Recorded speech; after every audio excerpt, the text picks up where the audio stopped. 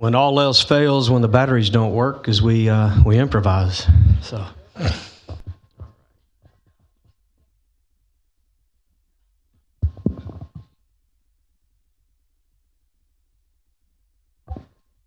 All right, I have the distinct pleasure to offer a proclamation for Developmental Disabilities Awareness Month, and if we want to make sure that we pay proper attention to people of all disabilities and all abilities, quite frankly, all abilities in our community.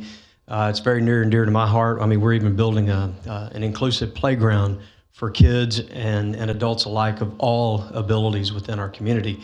So with that, I'm going to read this proclamation and moving on. Whereas an estimated 480,000 Texas children and adults have developmental disability and, like all Texans, strive to be self-sufficient, to work and earn a living, to practice their faith, to interact with peers, and to contribute to their community. And whereas people with developmental disabilities face obstacles that their peers do not, no condition can reduce the dignity and worth they possess by virtue of their humanity. Moreover, their talent, perspective, and experiences bolster our state's rich diversity. And whereas when students with developmental disabilities are included in classroom settings outside of special education, they are more likely to achieve their full academic potential. And when adults with disabilities are given opportunities in our workforce, they are able to earn a competitive wage, work as part of a team, and support their local economy.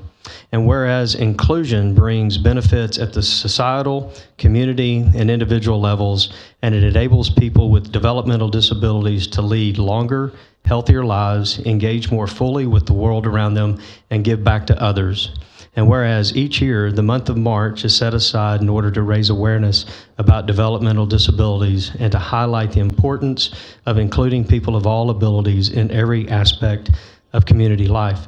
Now, therefore, I, Kevin Cole, by the power vested in me as the mayor of the city of Pearland, Texas, do hereby proclaim the month of March 2023 as Developmental Disabilities Awareness Month, and I ask each one of you to help us celebrate that, help others become aware of disabilities or developmental disabilities of those around you in our schools, adults.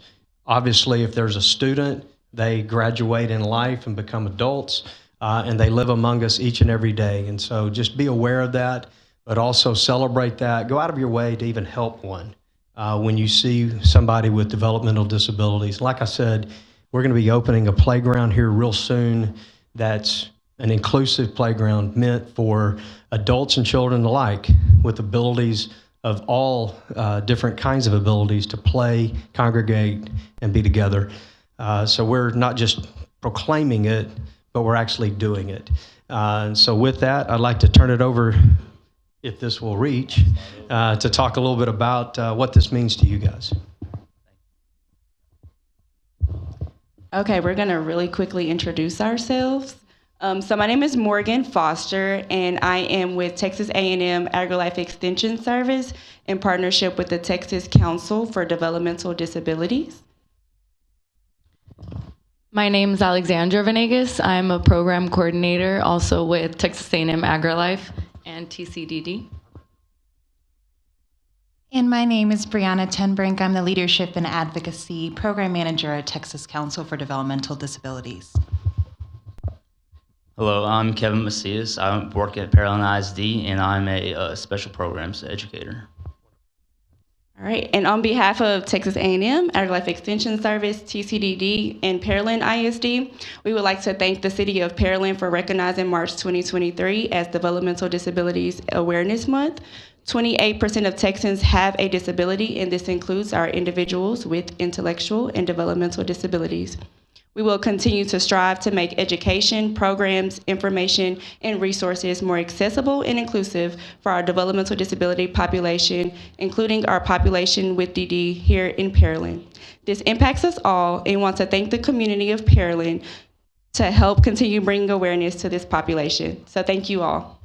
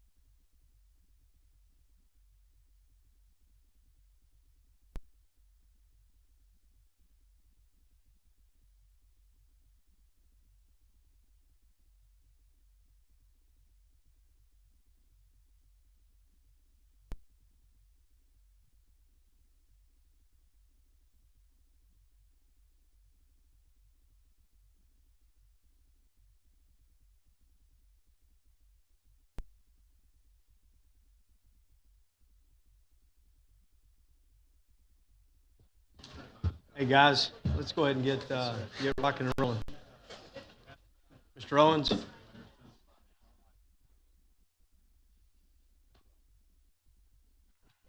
Josh, are we on? All right.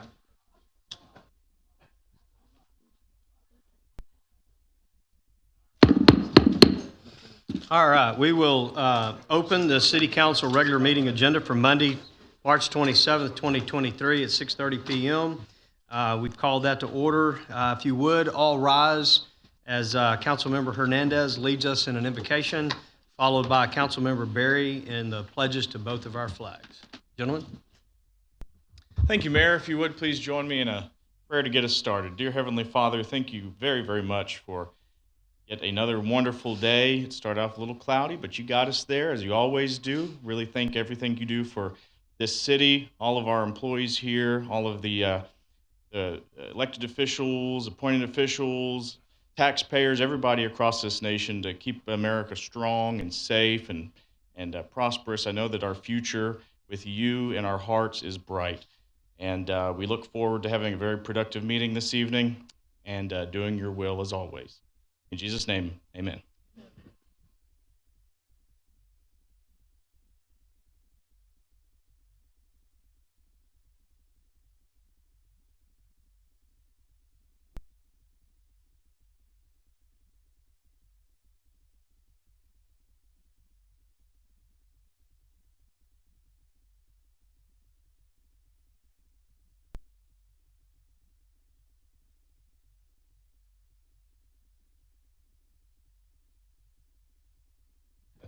All right, thank you for that. Thank you for all in attending tonight. Welcome to City Hall as we move forward in this agenda.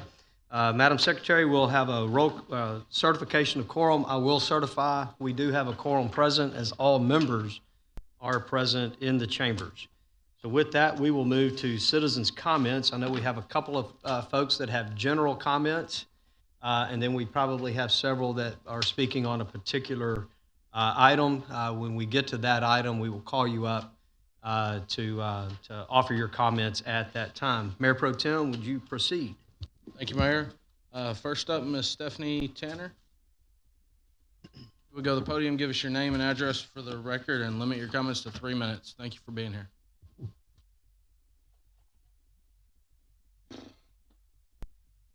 Lane, Pearland, Texas. Oh, wonderful. Now you can hear me. Fabulous. Stephanie Tanner, I represent your senator for the district, Mays Middleton. Obviously, he is in Austin working for you at the moment, but we had a wonderful group of constituents come from Pearland and visit the Capitol to represent you, to represent this great city, and speak with their legislators on issues concerning you and them, concerning the city.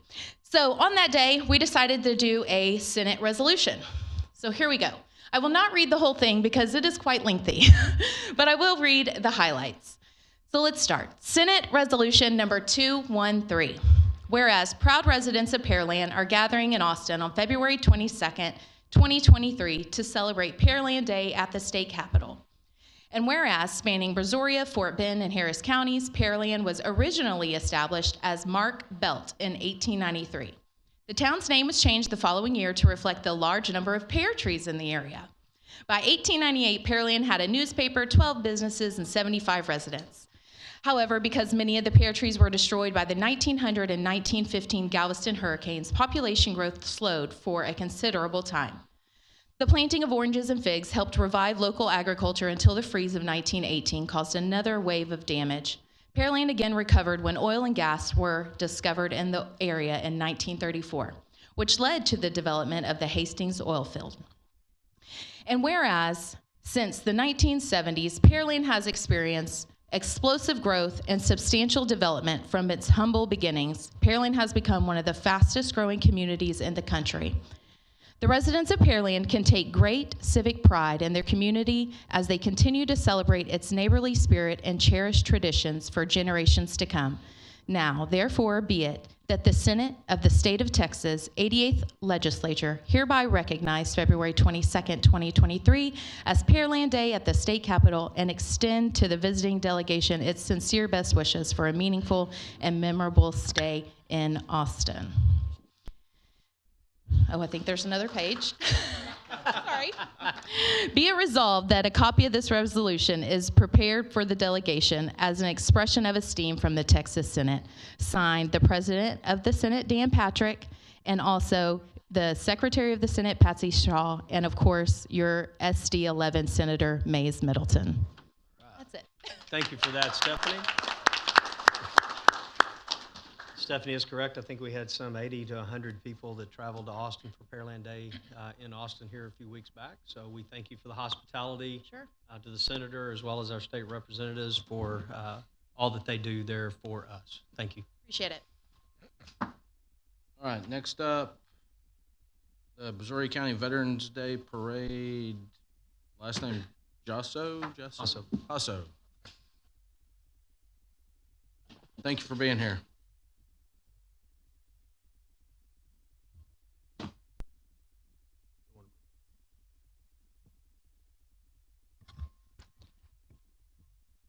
My name is John Hussle, and I'm chairman of the Brazoria County Veterans Association of Brazoria County, which is made up of 17 different posts throughout the county.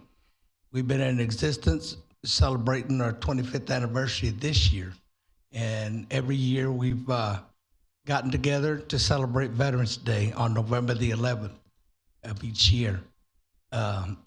Congress allows us to get together as veterans to celebrate that on that day, and we have been able to bring a lot of veterans out of the shadows, out to the limelight so they can enjoy with their fellow veterans. The reason I'm here is because everybody in Brazoria County has hosted the Veterans Day Parade but Pearland. And I've been asked by a lot of the veterans in Pearland to bring it to Pearland. So what I'm asking, if Pearland would be, it would be an honor for us if Pearland would host the 2024 Veterans Day Parade here in Pearland. Now, it falls on November the 11th, and that year, that's on a Sunday. So I need you to think about that, because that is the only time the veterans are allowed to get together, to wear their colors, as you can see, and associate with each other. I have already talked to the Pearland School Superintendent and schools in Pearland, and they would love to do it, but they can't do it without the City Council's approval. Now, you got a whole year to think about it, you know, so that way we would have plenty of time to plan it. And the Veterans Organization is made out of a steering committee. Steering committee is made out of 2 representatives from each organization, or the 17 posts. The host committee will be made out of representatives from Pearland, the City Council, Police Department representative, Fire Department representatives, a Parks Department representative, your Chambers of Commerce representatives. We would meet here in Pearland one day a month for 1 hour, and we start planning it in February. That by the time we get to November, everything's ready. It takes that long to get it all done. I've been doing this for 24 years, and this year, Angleton is hosting it for the 25th anniversary. The year I'm asking you guys will be the 26th anniversary. We've done it each and every year. The Veterans Day Parade is bigger than the county parade, to give you an idea what we're talking about. All I'm asking is for your permission to do it. All we need is 1 2/10 for the parade route, and your approval will allow me to approach the school board and say, the City Council said yes or no. This is a chance for Pearland to recognize all the veterans in Pearland. We will be bringing all the other veterans from Brazoria County to Pearland that day. So you're gonna have a lot of people up here, you know, up here to celebrate it, you know. It would give a lot of veterans a chance to get out of the woodworks, meet some of the other veterans here in Pearland. It would also help the organizations here in Pearland to get their memberships up. That's all we're trying to do, is get the guys out of the shadows and into the limelight so the people here can see who your veterans are. And we're talking World War II, Korea, Vietnam, Afghanistan, Grenada, all the wars from then, you know.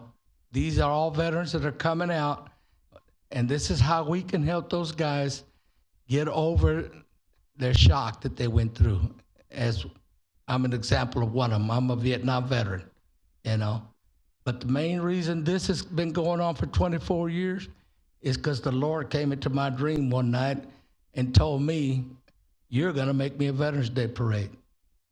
And I told the Lord, I don't know nothing about a Veterans Day parade. He said, don't worry about it. I will teach you and I will open up the doors for you. That's been 24 years ago, people, and it's still growing strong. So I would like City Council to think about it. Let me know what you guys decide at your convenience. That way next year, we got a whole year to get ready. Oh, and this is hell, rain or snow. And I'll tell you what the veterans told me, because a lot of people say, what happens if it rains? What the veterans told me when they were in the foxholes, rain or shine, the bullets were still coming. So if the band can't perform, they understand that. But they don't want to cancel their parade because it means that much to them. Any questions anybody would like to ask? Mr. Hasso, we are not able by law to dialogue. That's fine. On the I agenda. understand that. So what I'm going to do is have Ms. Carrie Capers, Director of our Parks and Rec, visit with you here tonight to get some particulars so we can start that process of potentially planning this and bringing a parade route back to council. We have a parade route ordinance that we need to follow that we'll go through. If it's on 518 and those types of things, we have to involve the state of Texas. That's fine. So there's a little bit of process that we do need to go to. I think it is something that we want to host. I think it's something that we can show and do, but there's a process to go through that. I'm going to have her get with you tonight so we can get information so we can start that process, start that dialogue back and forth, making sure that we nail down the dates, because if we're talking about 2024, that's actually a Monday, not a Sunday, because of leap year. Fine with me. Monday's fine with me. So that'll work, but that may affect our schools. So with that, Carrie, would you mind getting with Mr. Hasso outside here, and that way we can get all that information and we can start that process. And thank you for allowing me time to speak to you folks. Thank you for being here. Thank you for your service to not only our country, but also to this effort for going on now 25 years. So thank you. Yes, if anybody's interested, you're more than welcome to come to Angleton on November the 11th for the Veterans Day Parade. Thank you. Thank you. Next up, Jimmy Davis. You know the drill. Name and address for the record, please, sir, and limit your comments to 3 minutes.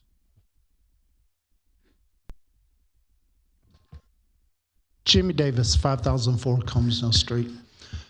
In the February 16th to March 13 community impact, at the top page 17 is a graphic pertaining to the bond referendum that we're voting on in May.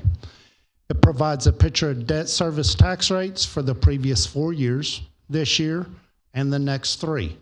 It shows the tax impact for only the drainage bond, as well as all propositions for FY 24-25 and 25-26.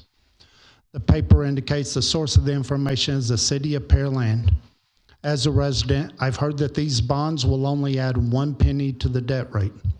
However, I found that on the February 20th budget update, we show the tax rate impact for the updated CIP in 2030 being 22.75 cents, but with the bond election, it would be 33.5 cents, a difference of more than 10 cents.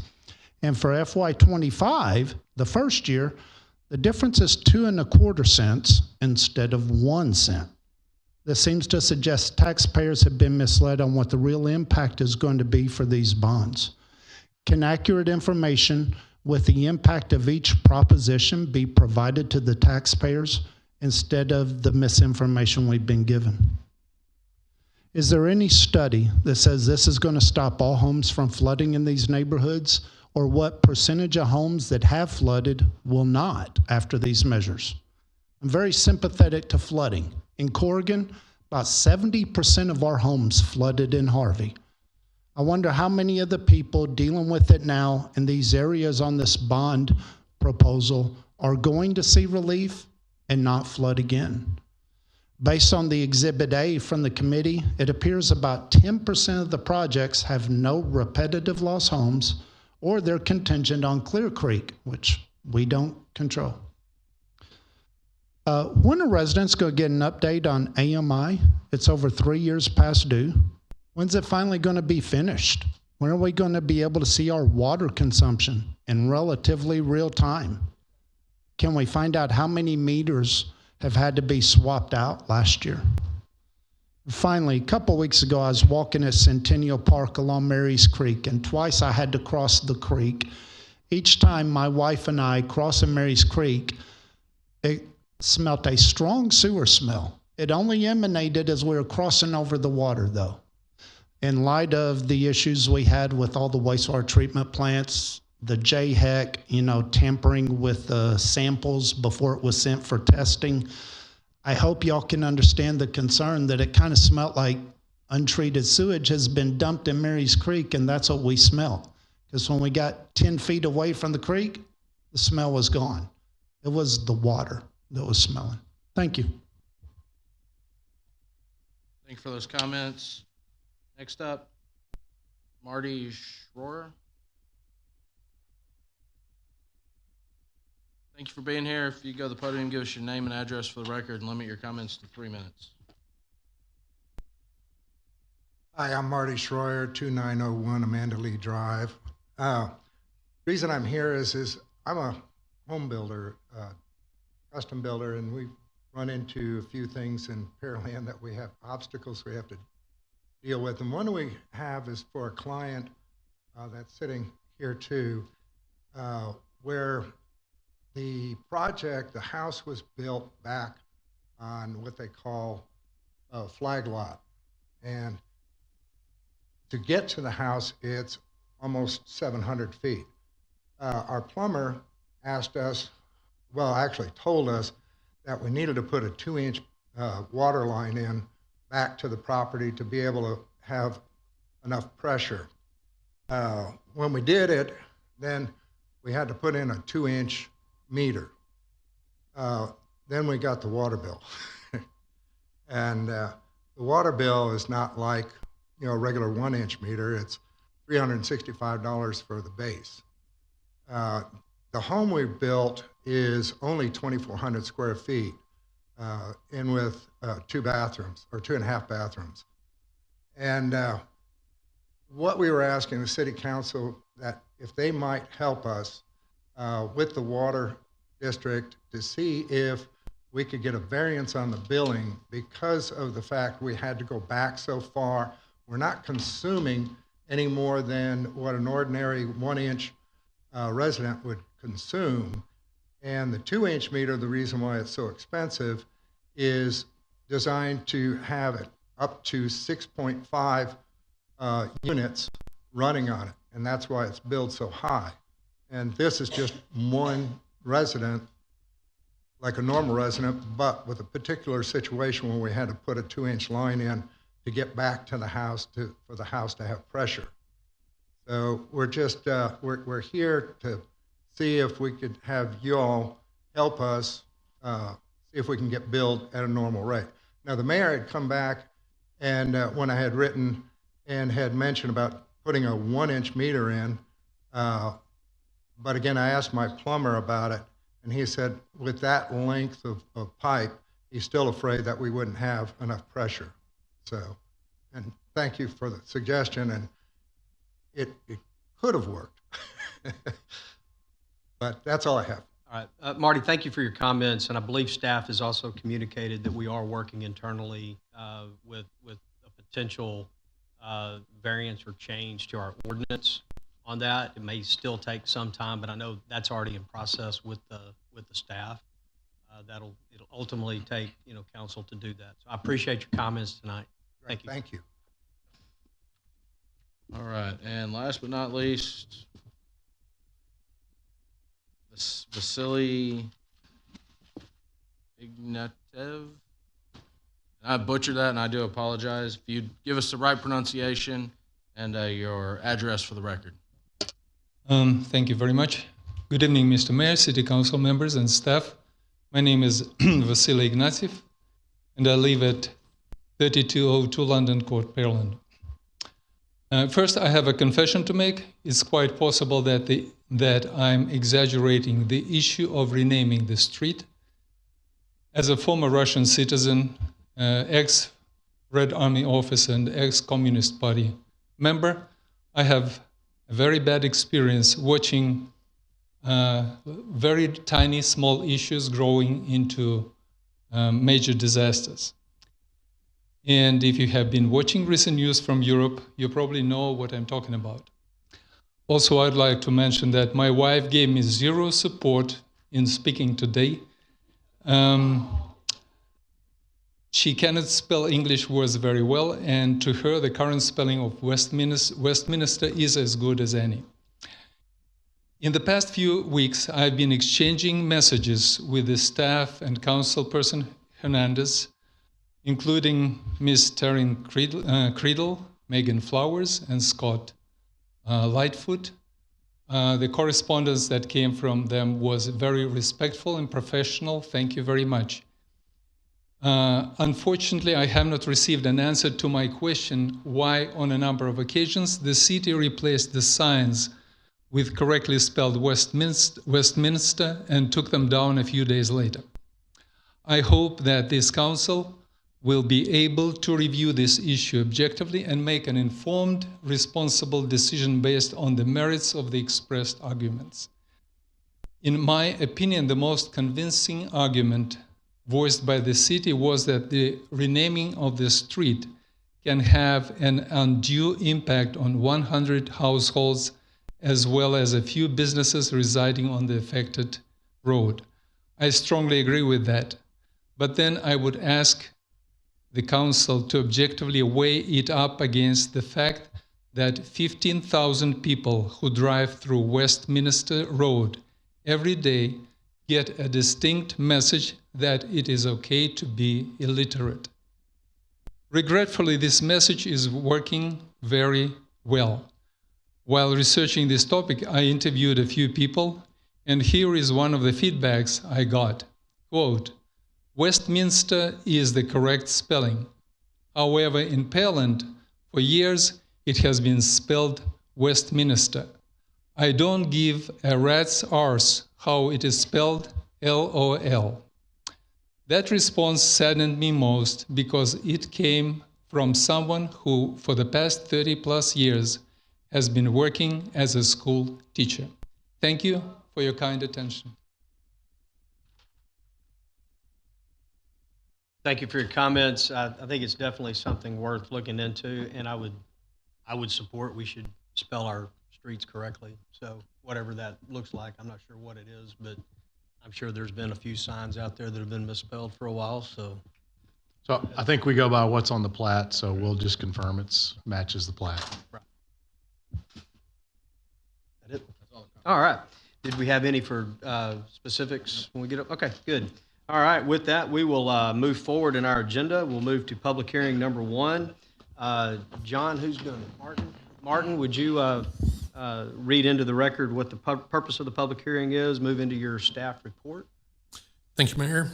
So tonight on the first public hearing, we have a request by Catherine Beckett, HDR Incorporated, applicant on behalf of Heelgen Scientific LLC, owner for approval of a zone change from light industrial M1 district to the planned development district, incorporating approximately 6.4566 acres of land into the LNR Clear Creek planned development, and including proposed deviations to the PD regulations associated within the subject property.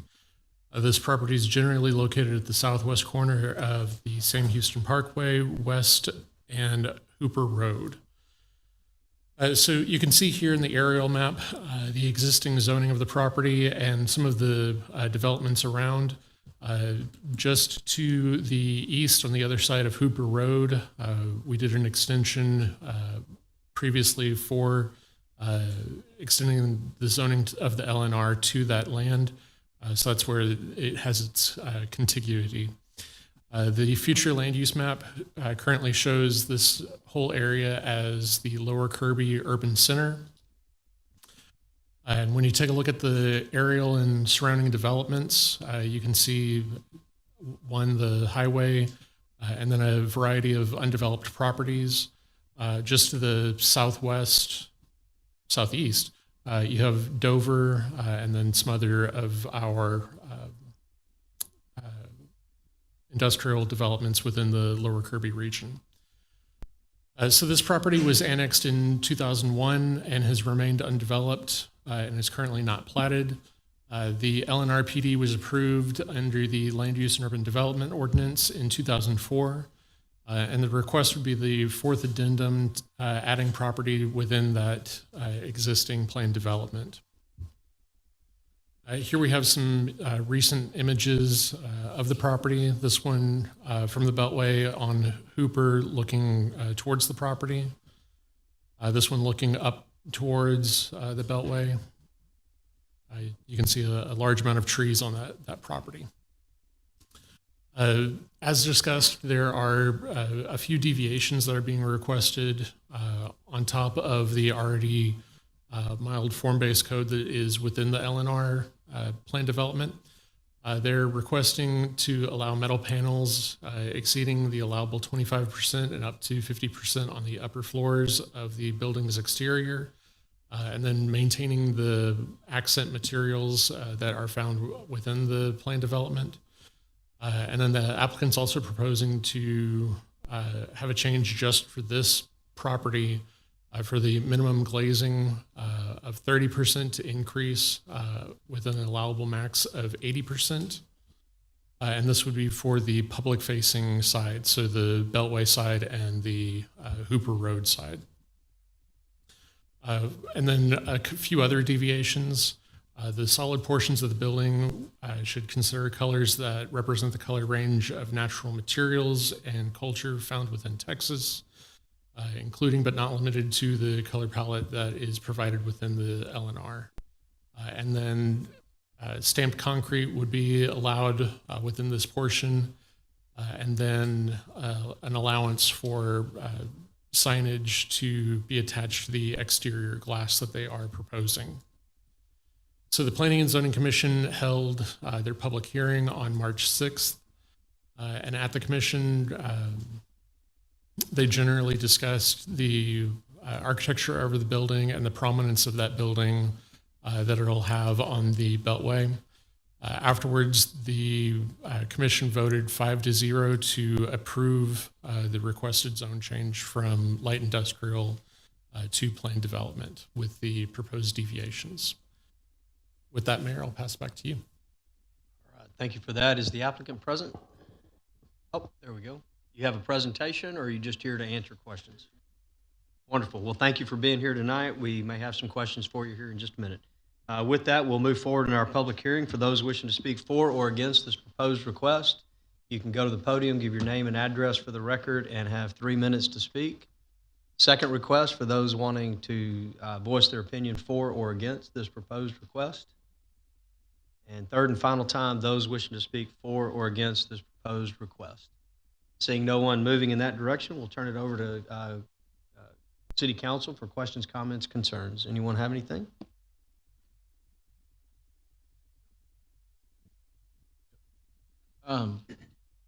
Why are we bringing this into the PD and not just a straight zone change? So for properties that are within this this portion of Lower Kirby Urban Center, we have looked at getting rid of some of the spectrum classifications on the M1 and M2s that are out there, and rewriting everything to a Lower Kirby district. We were anticipating bringing that forward with the UDC overhaul, just so that it was all one complete and allowed for the comprehensive plan to add its weight in as an additional document lending support for that. Since we haven't finished those documents and haven't ran out of funding for the UDC overhaul, our Our standard practice has been to encourage developers to utilize the LNR as it has a pretty robust set of standards to it. And the applicant's okay with that? I believe they are in support. All right, thank you. Mr. Camcar? Just real quick, there was a item referencing the color palette and in line with state of Texas. Is there a plan or a color palette that is visible? I understood some of this of we want to change some of the percentages. I think I can get there, but this language just seems very specific. So this language was requested by the applicant. So I'll let them discuss.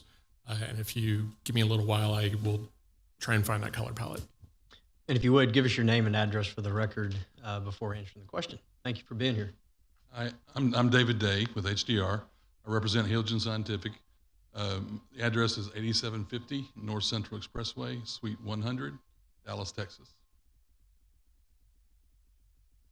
So the material palette request was to expand the availability of material selections.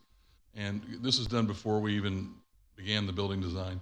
And so the current standards have a pretty robust set of materiality. However, if there were some others that were more local to the site or the region, we want to be able to incorporate those if they weren't called out specifically in the standards.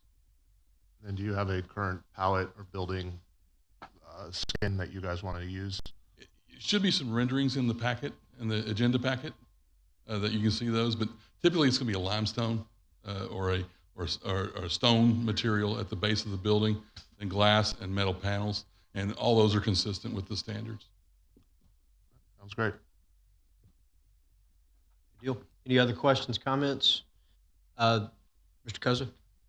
Yeah, this is for staff. I was just curious, under the utilities and infrastructure section, under the executive summary, it said according to city records. It didn't sound very convincing that there is utilities to this property. Are we sure that they are there, or are we just assuming?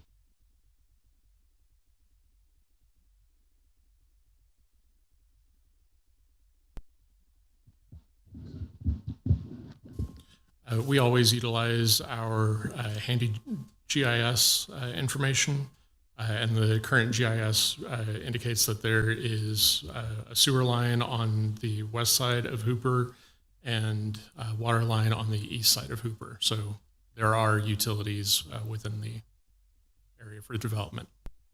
All right, thank you. All right. Martin, the only question I had real quick is when we get to the action item next, the deviations, do those need to be, do we need to have an amendment to add those deviations? No, sir. The deviations are included in an exhibit within sure. the ordinance. Okay. Just making sure. All right. Any last call, questions, comments? Seeing none, we'll close this public hearing, move to new business item number 1. Mr. Koza, would you present that, please? Yes, sir, Mayor. Consideration and possible action, first reading of ordinance number 2000M-247. So moved. Second. We have a motion, a second. We've had staff report and questions, comments from council. Madam Secretary, we'll call for the vote. Member Kosa, Aye. Mayor Patem Carbone, Aye. Member Camcar, Aye. Member Hernandez, Aye. Member Cade, Aye. Member Barry, Aye. Member Owens. Aye. The motion passes 7-0. All right. Moving on to public hearing number 2. Martin, same drill. Thank you, Mayor. So this second public hearing is a request by Harrell Architects LP, applicant on behalf of Kevin Kaplan, representing Pearland Senior Living Ltd., owner, for approval of a conditional use permit to allow for the expansion of an assisted living facility on approximately 1.372 acres of land within the Province Village Planned Development. This property is located at 2900 Province Village Drive. Here is the aerial and zoning map. You can see most of the properties within or that are along Province Village are all within that Province Village Drive Planned Development. And it extends all the way up to Pearland Parkway and includes these properties fronting on Broadway. This particular development is within the medium density residential future land use category. And then when you take a look at the aerial, you can see undeveloped property just to the west, some single-family residential across the drainage and on the other side of Province Village. Then it's backing up to Lowe's Improvement. The history for the property, this became a part of Province Village in 2005. Council approved the original CUP in 2018, and then it went through the permitting process to have that building constructed in 2020, and it went through quite a lengthy development to get certificate of occupancy April of 2022. So here are some images of the site, and the expansion is taking place to the right of this image. And this gives you a little bit of a better look at where the property lines are and where some of the expansion is coming out for. And then to make that more visible in a site plan, this area in the white towards the top of the screen are where they are planning on adding on, and it is for an additional 6 units worth. And again, some more renderings of the site and the project. Everything that is to the left of the cut line is existing, and everything to the right is the new addition, so you can see that it matches fairly well with the existing configuration of the building. So the Planning and Zoning Commission held their public hearing on March 6th, and after hearing and brief discussion, all of them voted unanimously for approval without the need for additional conditions. Mayor, I'll pass back to you. All right, is the applicant present? Same thing, do you have a presentation or just here to answer questions? Okay, wonderful. When we get there, we may have a handful, okay? All right, with that, we'll move to those wishing to speak for or against this proposed request. You can go to the podium, give your name and address for the record, and 3 minutes to speak. Second request for those wishing to speak for or against this proposed request. And third and final time, those wishing to speak for or against this proposed request. Seeing no one move in that direction, we'll move to City Council for your questions, comments, concerns. Martin, I just had one quick question. Was this tied to an original site plan? Is that why we're having to see a CUP on this to add 6 units? No, sir. So anytime that a use expands or enlarges or has any change for a use that requires a conditional use, it has to come back for reauthorization. So because this is expanding, even though it's not expanding the land, it's on the same parcel of land. The building is expanding. So this is the blue outline is what is existing. The white areas here where the cursor is are what are expanding. So that's the reason why the conditional use permit is required. Okay. Do the redo of the UDC, we might ought to clean that up a little bit. I mean, I get if we was taking in another tract of land, that'd be one thing, but if it's all on the same tract and it's the same use, I think it's a little bit much. Questions, comments from council? Mayor Pro Tem? Yeah, I mean, I guess to follow up on the mayor's comment, I mean, you drill into us, the use stays with the land if we don't tie to a site plan. But when you're looking at a CUP, you're looking at a specific project typically. And so when you gave your original, when council gave their original authorization, they were looking at the size of the building and how that building maybe impacts or is adjacent to residential, et cetera, neighbors. And so by expanding that, does that change that relationship? This gives you the opportunity to look at that and say, hey, we like what you've done, that's enough, or no, here it works to add some more space. Yeah, I think, like the mayor said, we should revisit that when we dive into the UDC. I guess it's none of our business, but it seems like y'all just opened up and you're already looking to expand. So I drive by it every day. I was just scratching my head to see this already. But anyway, I don't have a problem with it. Camcar? Just real quick, Martin, is the area that's in the white, is that currently paved over, or is that green space right now that will eventually have to be paved over? So it's a mixture of both green area and a little bit of parking. They are expanding some of the parking areas along the front here, facing onto Province Village, so that way they still meet the minimum standard for parking. Does the two ponds directly to the east, is that where they're sending their flow? I believe Province Village has capacity for all of the commercial properties, because if you look at the remainder of the developments within there, I believe all of their drainage goes to one central. They're all in the same plan. Okay, that's fine.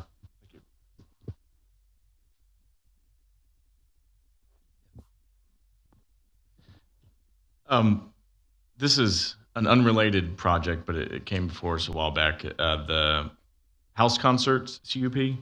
If I recall, did we do something with their fee that they paid? Because did we not have a conversation about them and up here discussed kind of why they were here and kind of the process they went through, if anyone recalls?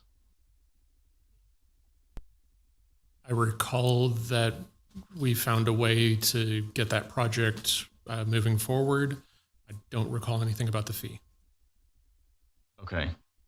I'm in line with what's already been said. And I mean, I don't necessarily see why they're here for this and making them go through the process and pay all these fees again. But I imagine that'll take some time to look into, so I won't put you on the spot. Again, with this one, the code clearly states that if you enlarge or amend a current CUP, that you have to come back. I think the issue with the house concert was staff felt that under the way what they were asking for required a CUP. And I think there was some discussion during the CUP hearing whether or not there was agreement with that.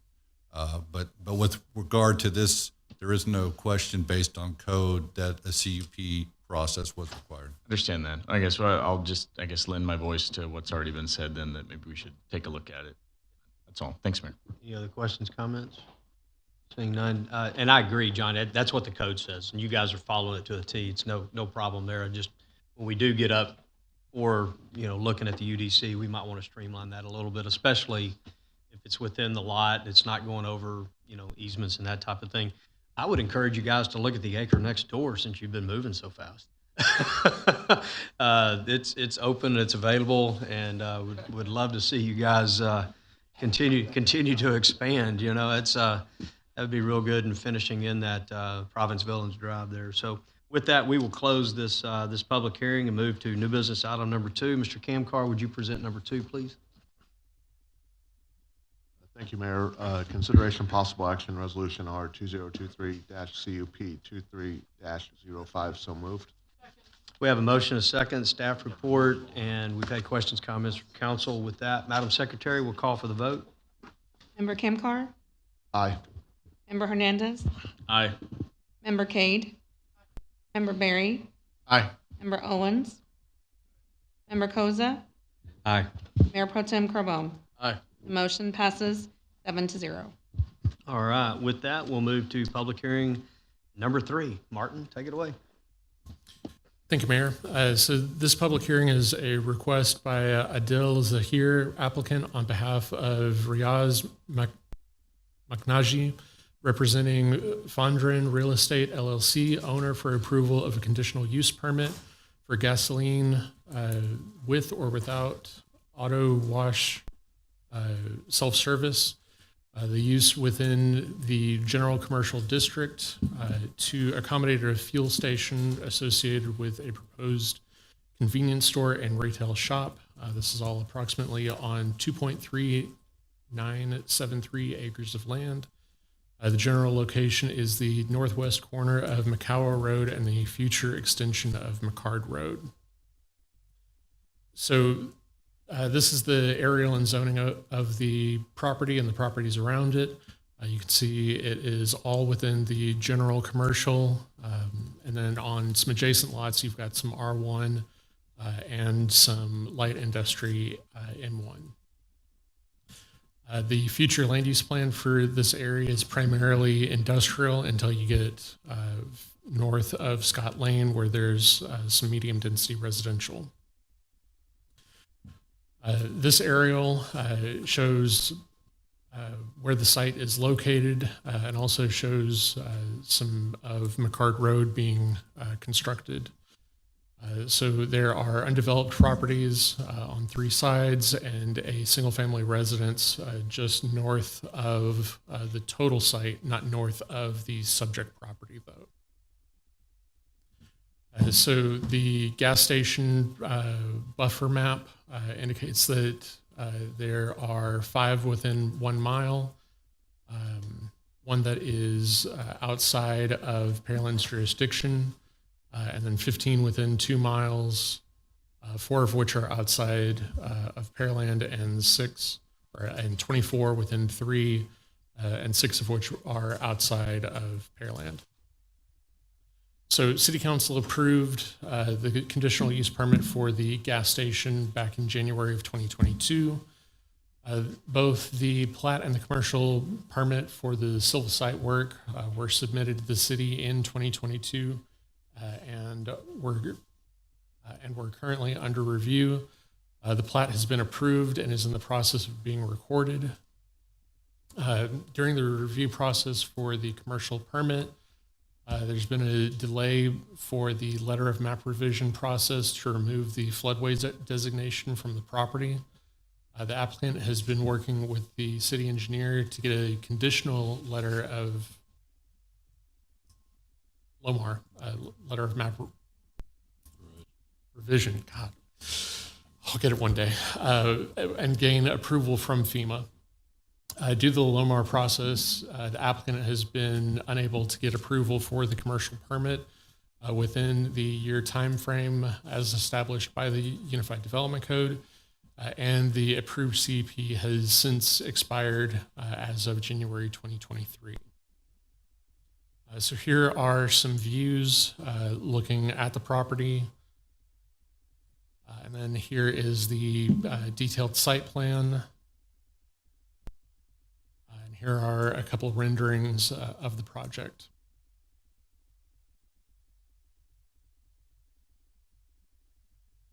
And again, those renderings are very nearly, if not the same, as the previous renderings from 2022. So the commission conducted their public hearing on March 6th for the CUP. After the hearing and discussion, the commission unanimously voted for approval of the request with the previous approved conditions and included a third condition to have no extended stay for tractor trailers on the site. And I've included a list of the previous previous conditions and the new recommendation for reference when y'all go to new business. With that, Mayor, I'll pass it back to you. All right, thank you. And yeah, I see the bottom note. We will have to put that as an amendment if the council wishes to add that. So with that, is the applicant present? Do you have a presentation, or are you just here to answer questions? Same thing? All right, well, thank you for being here tonight. If we have some questions, we'll come back to you. With that, we'll move forward in our public hearing. For those wishing to speak for or against this proposed request, go to the podium, give your name and address, and you have 3 minutes to speak. Second request, for those wishing to voice their opinion for or against this proposed request. And third and final time, those wishing to speak for or against this proposed request. Seeing no one move in that direction, we'll move it to questions, comments, concerns from City Council. I got something, Mayor. Thank you, Mayor. I just have one question. In the description, it talks about the 3 diesel pumps for heavy vehicles, but yet the Planning and Zoning Commission asked if y'all would be willing to put up signs stating that there were to be no 18-wheelers.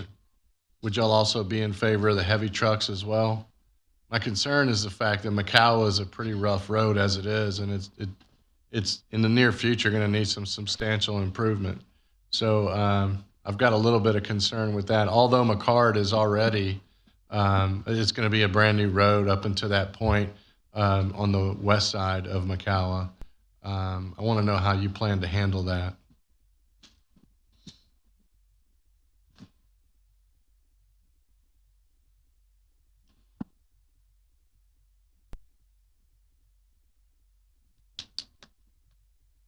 Riaz Macnosia, I'm the owner. Address is 6231 Logan Creek, Sugar Land, Texas, 77479. If you go back to the site plan, we discussed back in the city council meeting that the way the site plan is designed, the 18-wheeler can barely fill up diesel and they cannot stay there. They have to go back. We designed that 3 diesel canopy for dump truck, which are more of a smaller version, which are more, we have seen so much in that area that there's a need for them.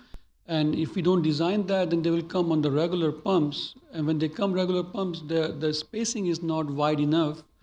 To answer your question regarding how will we avoid that, if you look at it, for 18-wheelers to go in and out, it's not easy for them to, even if they come from Makawa, they can barely go there and they cannot make a U-turn or left turn, they have to go and come back.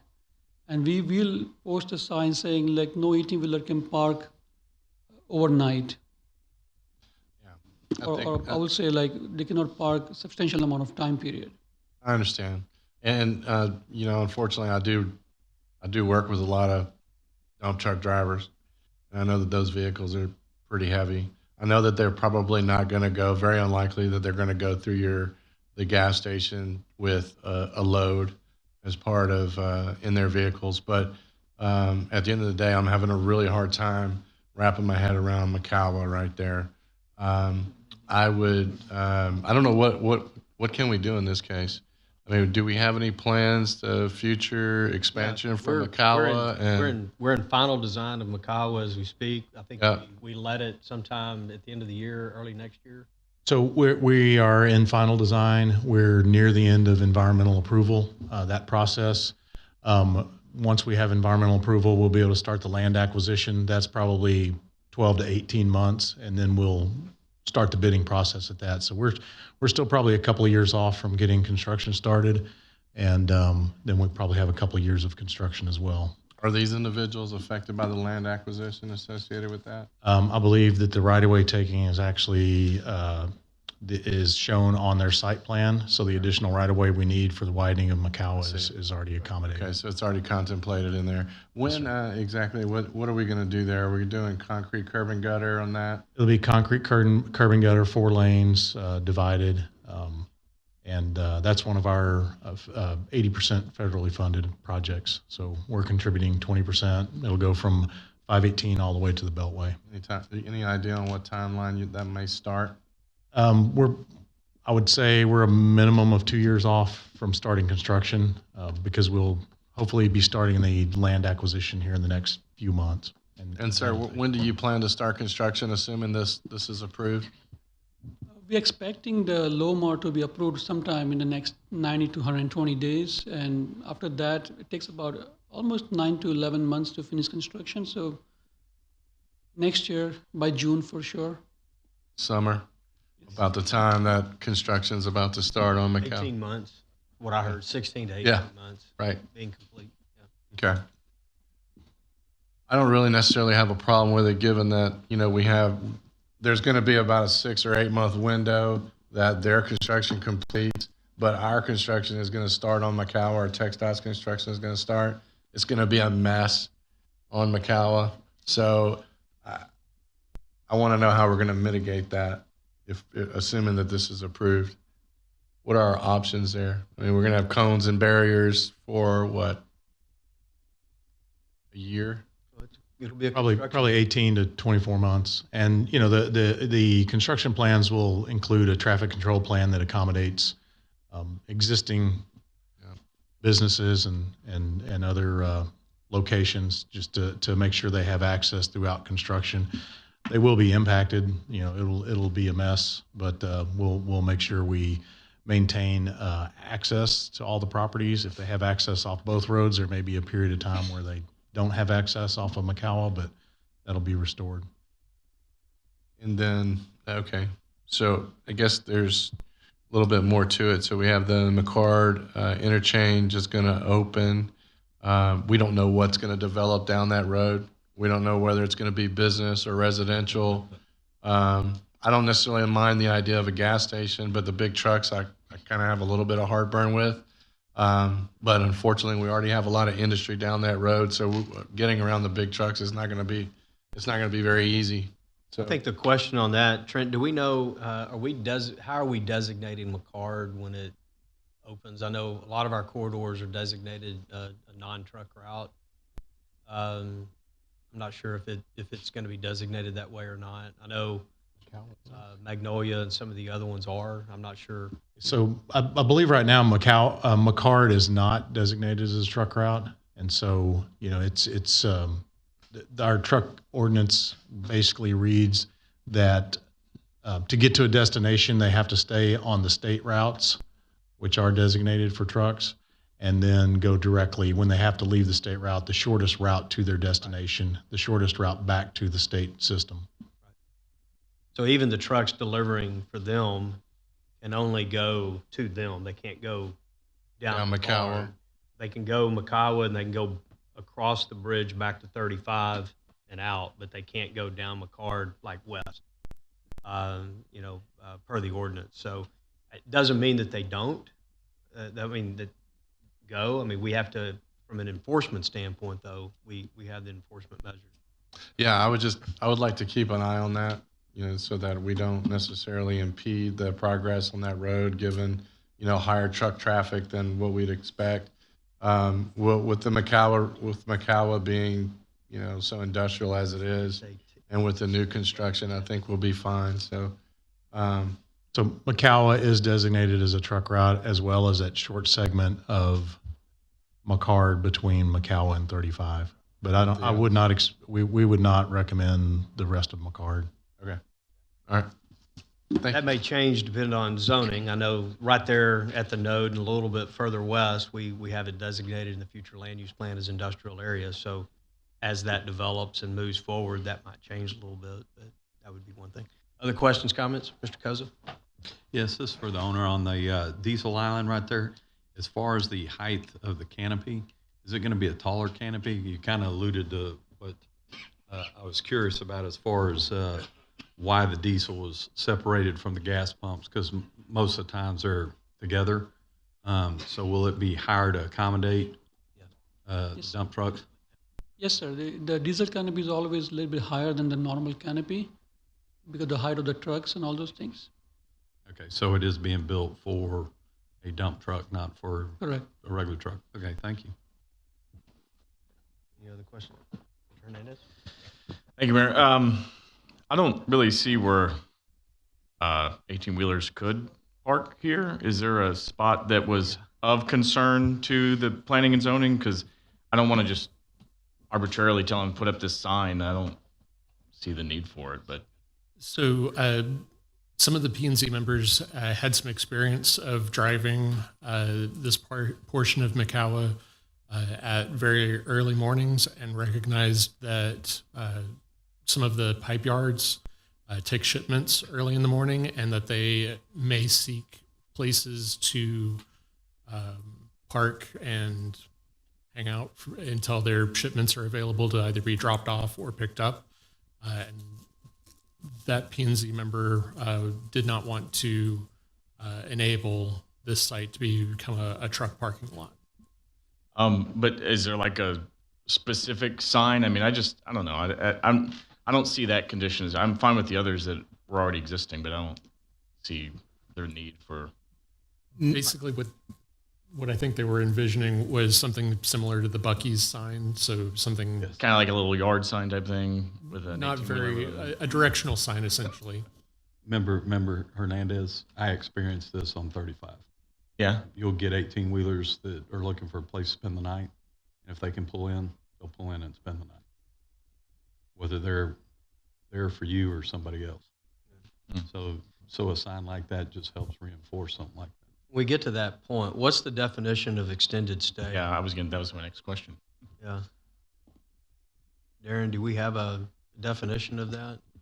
That depends on what the intent is. I agree it seems to be a fairly broad statement, and so if you're looking to have an enforceable document, you want some level of specificity so that there's clarity in the enforcement. So right now, I don't think that exists. But yeah, to Member Hernandez's point, looking at the site plan, I don't know where one would park unless they're truly blocking entrances and movement on the site. Currently, a lot of the, if I may, Mayor, it's Lawrence from Legal. Currently, south of this is Shank Road, and there are a number of 18-wheelers that park on the side of Shank Road and any place where they may if they wait to get into that yard. And I think that the concern was just to not let this be one of those places where they could park, whether we say extended stay, whether we say 1 hour, or whether we say, because I think that in the 2020 CUP application that council denied, they didn't want any 18-wheelers to be at the site at all. Of course, you have to let the person who's delivering fuel to be there, but other than that, I think that that's the concern that has always been expressed by the community. We don't want this to be a truck stop. Right. It's fine to be a convenience store. Okay. So I guess if I get some, because I'm assuming I'm up for the motion. Who's doing this motion? Is it Tony or me? Tony? Okay. Carbone, sorry. Yeah. So do we need to be more specific on the signage then, if that's the case? Or is there an ordinance that prohibits this, or it's just up to him to go out there and shake his fist? I think we need more clarity. If this is an important issue to council, I think you need more clarity. So what I heard in the explanation from Martin, and again, we don't have the planning and zoning here. So what I heard from Martin, the concern was, trucks that may get there early morning hours or any particular part of the day, and it's going to be several hours before they can get into the pipe yard or anywhere else to load, offload, whatever. They don't want them parking here. So would we put a time limit not to exceed 4 hours, not to exceed 2 hours? Obviously you've got diesel pumps here. I could imagine a truck or a dump truck being able to come in and fill up. I don't know what that fill up time is. It's probably not hours, but it's probably, tens of minutes. So I'm not sure. And I think that's the intent. Darren, I just don't know how you write that intent into it to give him clarity on a sign. And then my last question to the applicant and the owner is, do you agree with having something on site that, for trucks that aren't necessarily accessing your business, they're not using your parking lot to park overnight? See, going back to Buc-ee's have a big sign says no trucks allowed. They don't want truckers to enter premise, period. Our convenience store is catering to two different concepts. One is the diesel concept, which is geared towards dump truck, which are not 18-wheelers. As far as staying on premises, we don't want 18-wheeler to be on the parking and block our space where other customers cannot come in and out. So we don't want them to even park for extended period of time. So we are willing to put a sign which is not confusing to our regular dump trucks that they cannot come in and out. So how do we maintain that discipline where we can post a sign which is also makes it easier for them not to stay overnight or stay over a certain period of time? As far as the site plan, I don't see where they can park. The only way they can park is on the diesel canopy. Well, if they park there, if they stay there, I'm going to lose business for not allowing other people to be there. Excuse me, could I ask a question just to get some clarity on something? Do you own the property around this as well? Yes, sir. You do? Okay, so there would always be the possibility if you came in and got the CUP that you possibly would want to expand this use potentially? We have a plan to do a strip center next to that building on to the north, in Makawa. Yeah. And Makar is something that we are open for industrial use or any other purpose in future. But Makawa is the only area where I see some trucks going in and out. Makar, we don't see any anticipation of doing any trucks whatsoever. Mayor's. Thank you. I respect Councilman Koza's perspective. 35 has a lot of trucks. He sees it. He runs a business there. As soon as TxDOT fixes the road going north-south, the east-west road we're taking care of, there will be a tremendous uptick in activity. I don't think we're going to get the answer today all the way right, but I think we have to give some guidance from an enforcement at some point in the future, if and when it becomes a nuisance. I think the applicant doesn't seem to be pushing back on should there be a sign or not. We're just articulating verbiage questions, but I think I'm willing to put a sign there. I think Member Berry's point is really, really well taken. I think he's thinking about it. That road stinks right now. You go down it enough, you get a mechanical issue on your car sooner than later. And I can see I would use that road if it was improved. And if I was a truck, hell yeah, I would. So, Oh, and a lot will, and I think that's the issue. What does extended stay mean? Is that Well, an not- hour, 2 hours? Is it 24 hours? Not to mention, I travel that road all the time, and when there are trucks going into a business that has a lot of tanks along that road, they line up on McCalla, and they wait until the gate opens. So, I mean, is it a safety hazard? What, so is it something that we as a city need to address in some way, shape, or form when McCalla is expanded? I don't know, but Well, right if you've now- got 4 lanes, 2 in each direction, it'd be a little easier to have stacking trucks and cars being able to go by versus 2 lanes that are there now. It would. So the last thing I want is this business owner to open a business and it becomes just a landing area for 18-wheelers or any trucks of some sort. So how you intend to police that, I don't know. But I see that there's 30 feet between the shrubbery and, one of the parking, one of the pumps islands or whatnot. I mean, you can get a truck in there sitting if they pump their diesel and they just wait around or loiter for a little bit of time until they're ready to go. I don't know, but I can just foresee it being a problem necessarily. And I can appreciate the fact that you don't want that, but I don't know that we can do anything about it, to be honest. Member Berry, you want to throw a dart on some language, and if we need to, we will fix it as things. Yeah, when we get to the action item, I think that I just kind of want to have that conversation because we'll have to add that in when we get to it. And I think but Darren's got some So comments just on as, and again, y'all can throw darts at this if you want, but what if we just simply stated that the only means by which 18-wheelers can use the property is to go and for fueling purposes and or the delivery of fuel? So people that are utilizing the base for fueling, and then those that are delivery to the business. It could be correct, Could be or delivery to a business, or delivery to the business. Right, and then what happens is, and while that's a conditional use restriction, it's really up to the property owner, because if they're allowing it and not enforcing it, because they have the ability then to, it's their responsibility to get people off their property that shouldn't be there. Because now their conditional use permit would be at risk if they're not enforcing it. And the burden that we would look at to enforce is back on the owner. Correct. Okay. And I think it would be, geared off of delivery, not loitering as far as overnight, something along that lines.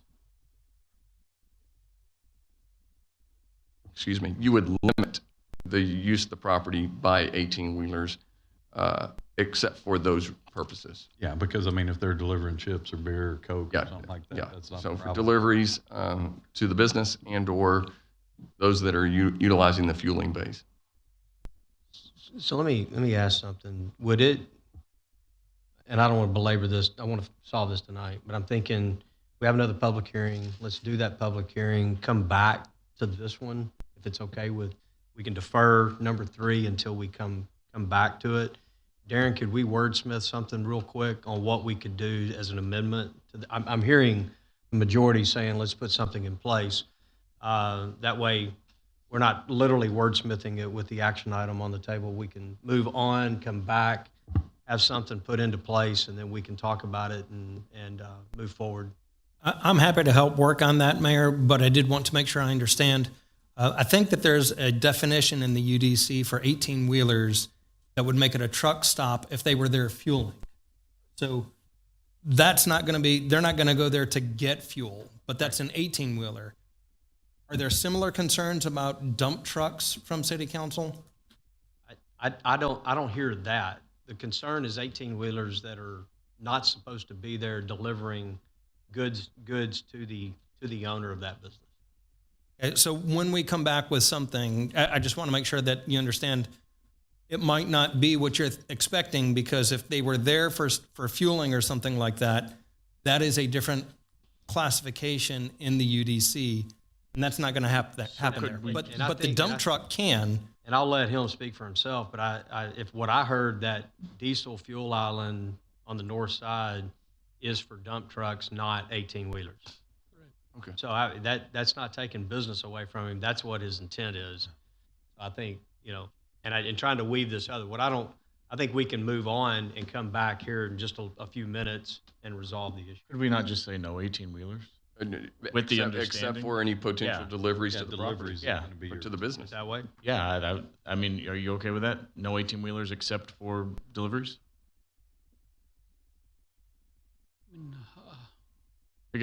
So I guess you stated that the diesel canopy is going to be specifically for dump trucks. Will it allow for 18-wheelers? Is it appropriately sized for that?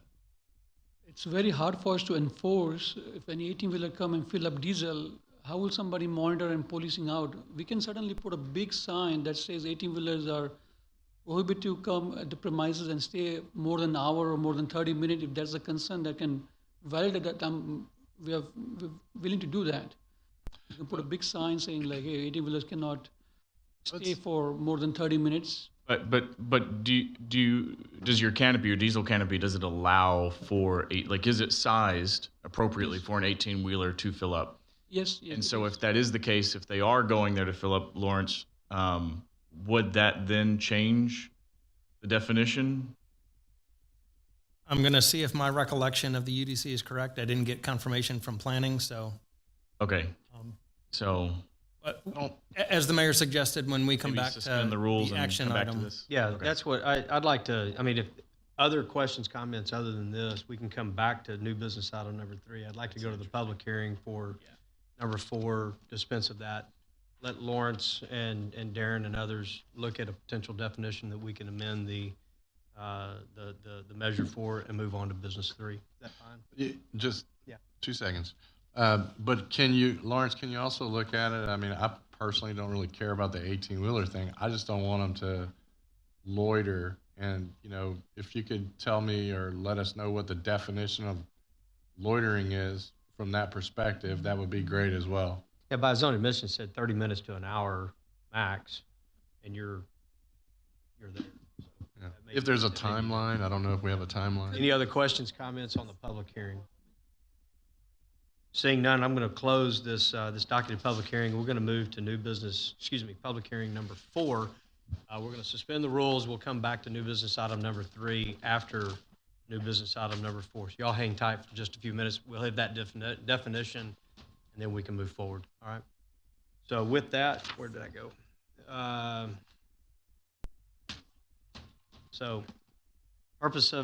just read the purpose of the hearing is to consider an amendment to the land use assumptions and capital improvement plan and the imposition of water and sewer impact fees in the city limits. I take it the city is our own applicant, but I'll turn it over to Trent for applicant presentation. Thank you, Mayor, and good evening, Council. This public hearing is part of the process to update our impact fees. So if you recall, on February 13th, we had a workshop as well as passed a resolution setting this public hearing. So tonight, we'll first conduct a public hearing, and then we have the first reading of the ordinance for updating the impact fees on the agenda tonight. And then on April 10th, we'll have the second reading of that impact fee ordinance. I do want to, start by saying thank you to the Planning and Zoning Commission. They served as the Capital Improvement Advisory Committee for the update to the impact fees. So I want to thank them for their work and their recommendations for this adoption, which will be covered in the presentation. And then just a reminder that we'll go through the details, but the new impact fees are moving away from the service unit equivalency that we've used for many, many years in those charts, and moving away from that to the meter size based impact fee, which is much more simple to explain and is much more transparent and easier to administer. So with that, I'm going to hand it over to Mr. Kendall Ryan with Freeze Nichols, and he's going to walk us through the public hearing presentation. Thank you. Thank you, Trent. Good evening, Mayor and Council. That was a perfect intro that Trent just gave. I was going to start by saying we were here on February 13th. I will actually start by, again, I am Kendall Ryan. I've also got three other folks from Freeze Nichols here with me tonight: Jared Barber, Bailey Keller, and Richard Weatherly. We are all officed out of and work out of the City of Pearland office that we have as Freeze Nichols in the town center. So, as Trent said, back on February 13th, we gave a similar presentation to the one you're about to see. That was an informational session talking about the land use assumptions, the CIPs, and this move from the land use implementation method over to a meter-based impact fee implementation method. What we did not have at that presentation, at that informational session, was the dollar amount for the impact fee. Since then, we have finished the study, calculated the impact fee, and been coordinating with the Planning and Zoning, which is serving as the SEAC for this study. Tonight, we're going to give you a summarized version of all of the latest findings in the final version of the impact fee study. And as has been stated, it is decision time now. This previous session was an informational session. Tonight, it's time for you as council to decide what the dollar amount should be for the water and wastewater impact fees. Okay, so the basic question, I believe we talked about this last time, that all cities in Texas contemplate when looking at an implementation or an update of an impact fee is who's going to pay for the infrastructure that serves growth. Simple reminder, but simply to state something we all know: water and wastewater infrastructure is paid for by residents' water and sewer bills. And impact fees are a provision of state law that allows for a portion of that cost to be shared by development. The idea is that the existing and future ratepayers of the city do not have to shoulder the full cost of the projects when you have an impact fee implemented. I will also include a reminder here that this study calculated the maximum allowable water and wastewater impact fee under Chapter 395 state law. For every dollar that, should council choose to not adopt the maximum allowable impact fee, for every dollar below that, that would then have to be paid for out of the citizens' water and sewer rates. So as we've started talking about, impact fees are governed and controlled by Chapter 395 of the Texas Local Government Code. State law does require that impact fees be updated every 5 years. With today's public hearing and first reading, and then the second reading, as Trent enumerated, on April 10th, we are right on course to meet that required 5-year update for the city of Pearland.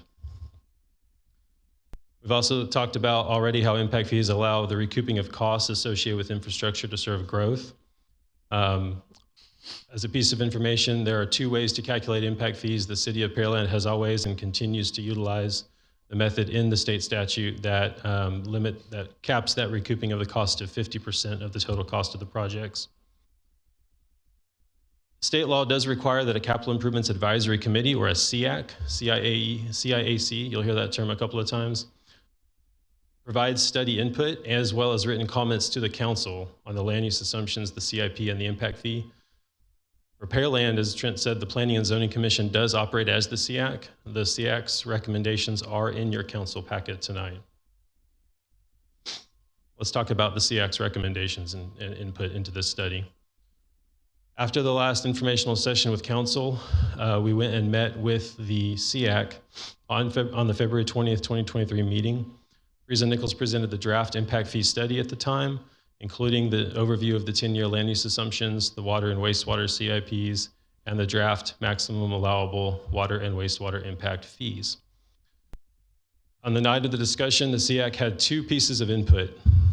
The first one was they requested for Freeze Nichols to actually do another update to the impact fee study. They wanted us to incorporate a more updated version of the future land use plan that had recently been approved by them in January as part of the ongoing Pearland 2040 Comprehensive Plan. The second piece of input that CIAC had was they actually recommended that U.S. Council would include provisions within the ordinance to exclude fire meters from being assessed water impact fees. The days following that CIAC session, that Planning and Zoning Commission meeting, Friesen Nichols did what was requested from the SEAC, and we actually updated the land use in the study to incorporate the future land use plan. This actually had the effect of reducing the draft impact fee numbers down to the numbers that you'll see in your packet today. Following that change, the SEAC did meet again on March the 6th, and all the members present unanimously voted to recommend that the council would adopt the maximum allowable water and wastewater impact fees as calculated by the study. To talk further about the second SEAC recommendation, within the letter that's in your council packet tonight, again, as required by law, SEAC provided this letter. There were 2 bullet points that were recommended to be included as provisions in the ordinance. The first one on your screen basically says if there's a separate dedicated fire meter, that they wanted that to be excluded from being assessed a water impact fee. And the second bullet point basically says that if there's a combination meter, that only the portion of the water for domestic use would be assessed the impact fee.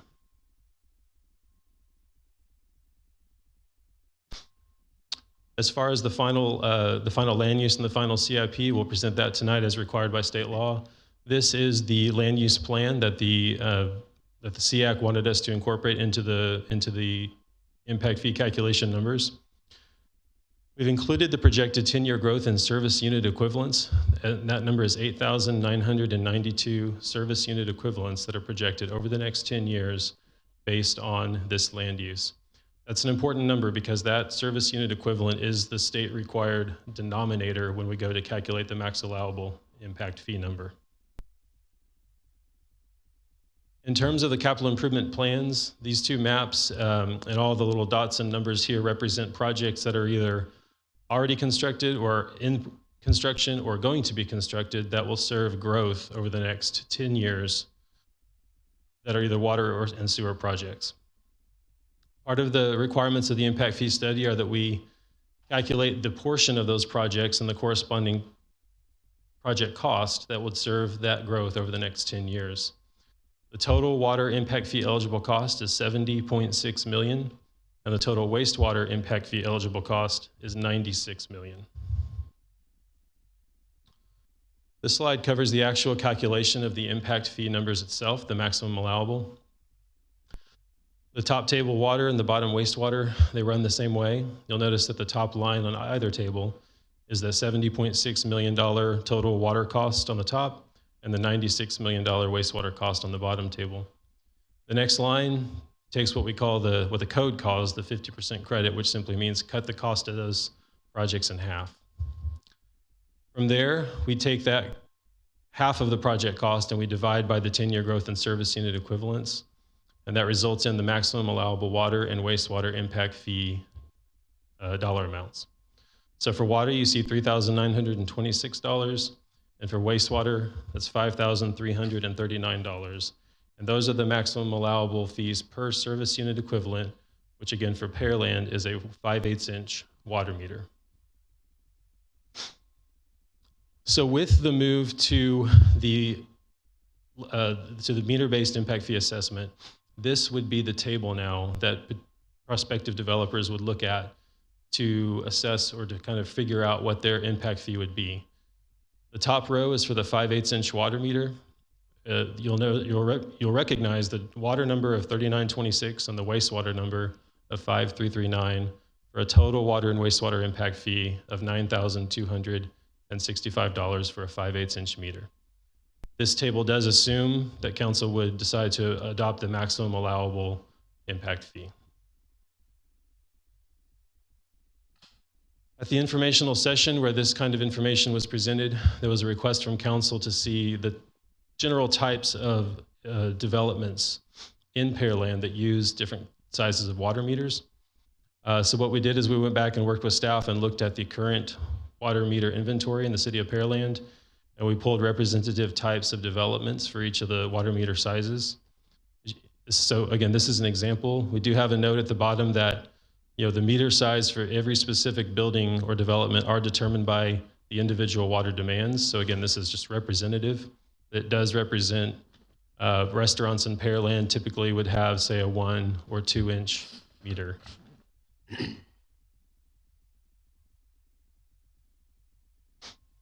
This is what we would call a benchmarking slide. This is the part of the information we like to present to council so you can understand where the City of Pearland's water and wastewater impact fees might sit in relation to your neighbors.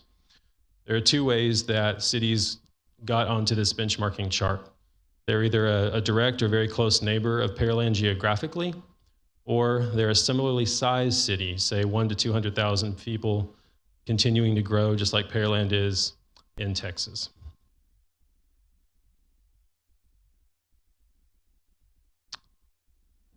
And that concludes tonight's presentation for the public hearing. This is just kind of a reminder that we've worked through the study. SEAC has provided their input. Tonight is the public hearing, council decision, and first reading of the impact fee ordinance, which would be followed by the second reading and adoption.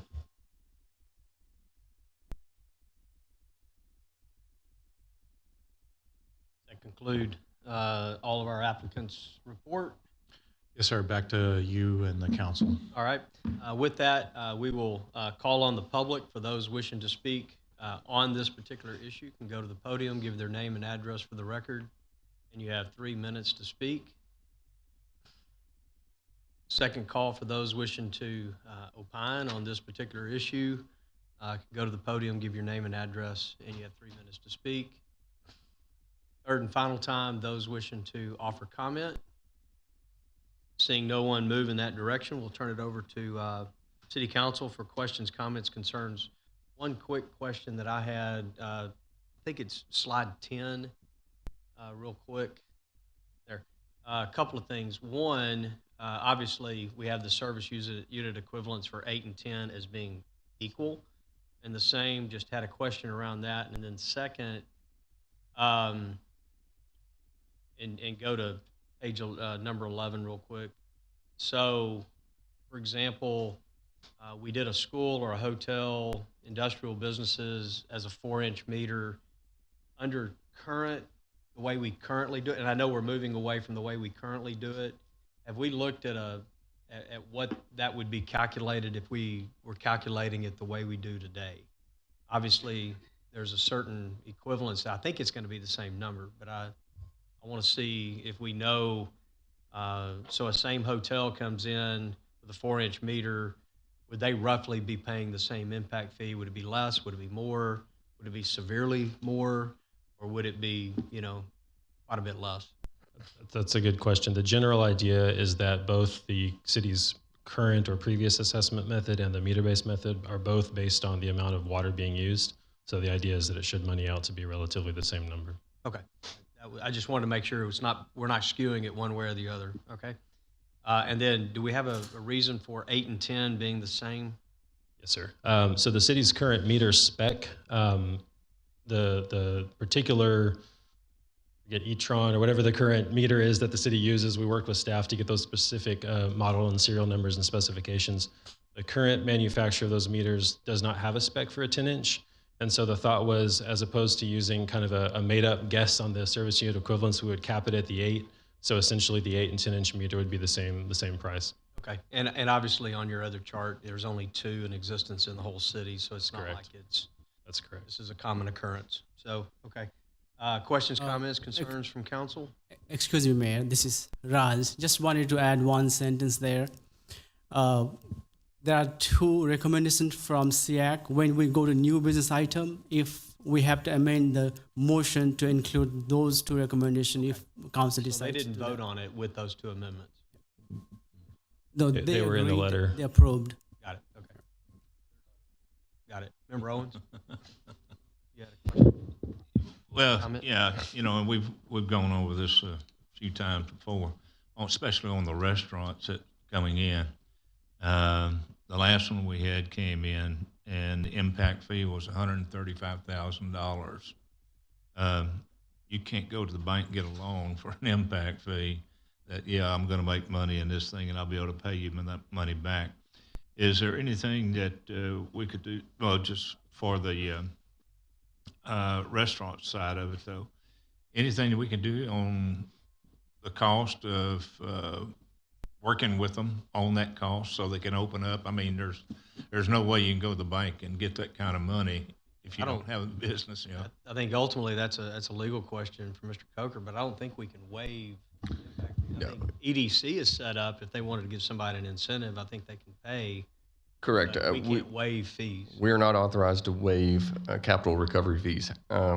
There is a provision in the statute that does allow the payment plans, and that was experimented once by the city, was not a very good success. And so we abandoned that concept a long time ago. Why was it not a good success? The getting payments on time, or receiving payments at all in some cases. Can you go back to And slide then 10? do you really want to go shut down a restaurant after they've opened?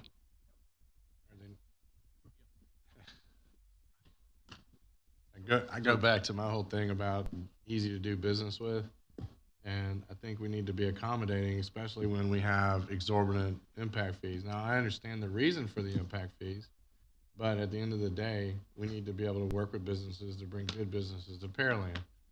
The second question I have is Trent, was this already contemplated in the enterprise fund budget we just saw, or impact? Rachel, did we have the updated impact fees? So no, we did not, but we'll be updating those once we know where this lands. We can start updating that portion, that side of the enterprise rate model. Okay, and then my last question is, when doing the 10-year estimates, what type of growth did you use in order to come up with those numbers? Yep. So the 10-year land use assumptions were in lockstep with the city's planning department. And so we got together and had a lot of discussions with them about the specific developments that they see coming in on the horizon and what could be expected in the next 10 years. I believe the resulting growth rate on a per annum basis was approximately 1.6% when you averaged it out. But we did not use a growth rate to get to growth. We looked at the anticipated developments and distilled that back into the resulting growth rate. So 1.5. So very conservative. Yeah. I mean, a 1.7% growth rate would be conservative. Thank you, Mayor. Questions, comments? Mr. Camcar. Mayor, can I have permission to go on fact finding real quick? All right, so Darren, they As long as it's quoted on the subject. Fair enough. Darren, they quoted that there's a state statute that they have to comply with to review impact fees. I want to filibuster here for a second. So can I understand where we are in compliance? Is this a compliance issue? Is this something the state allows us every so often? I have not been through a wastewater fee discussion, so I'd like a little more color on that. Yes, it's Chapter 395 of the Local Government Code. That's the enabling statute, which allows us to do it. It's very specific on the process you have to go through and the formula you use, which they covered earlier, and how you, adopt and assess those fees. So what is... And to add to that, I believe that we have to update them every 5 years. When was the last time we did that, just out of... We're running right up against the deadline, I believe, for 5 years. Yes, sir. The schedule we're on, if the decision is made tonight with the first reading, the second reading, it'll be to the day to meet the 5-year update requirement. So then would that be, 2018? Yes, sir. Trying to get more background, I didn't see it in the packet. What was adopted? Did we adopt an increase then? Did we say the same? What did we do in 2018? It was an increase over the one from 5 years before that as well. If memory serves me, it went from the $4,000 range total to $6,500-ish. Yeah, something probably like that. probably mid fours. Mid fours to mid 6,000. If I don't remember the number. That's about right. And the council did adopt the maximum allowable in 2018 as well. All right, and so let me ask some follow-on questions now. We're going to do this again in 2028, right? Assuming wherever we go from now. And we're changing the method that you talked about, volumetric versus, I guess, meter size. I'm not real smart here, so just help me understand. What are we doing now to count, and what are we doing in the future if we go change the methodology that I guess we're being calced on? So I can give maybe a couple of examples. So for the way we calculate it now, we have different equivalency rates depending on the use of the business. So a sit-down restaurant would have a specific equivalency unit, and then a drive-through fast food restaurant would have a different one, and that's based on one using more water than the other. So then, if you go to like a hair salon, it's based on the number of chairs or the number of bowls. So it just depends on the business, and each one's got its equivalency factor. What makes that it gets difficult because we don't always have one that just fits exactly the way it correct. What is the normal size or average size? Nobody's actually average size. It's just. Or you have a business that doesn't fall on the chart that we have, and then we have to get something close to it. And this is just a much cleaner, easier, more transparent way of how we charge those. It's the way the vast majority of cities do it. We adopted the original one the other way, and we've just, every time we've brought it back, just stayed with the other way. Now, anything that has platted in the past, your plat date actually establishes when you lock in your impact fees.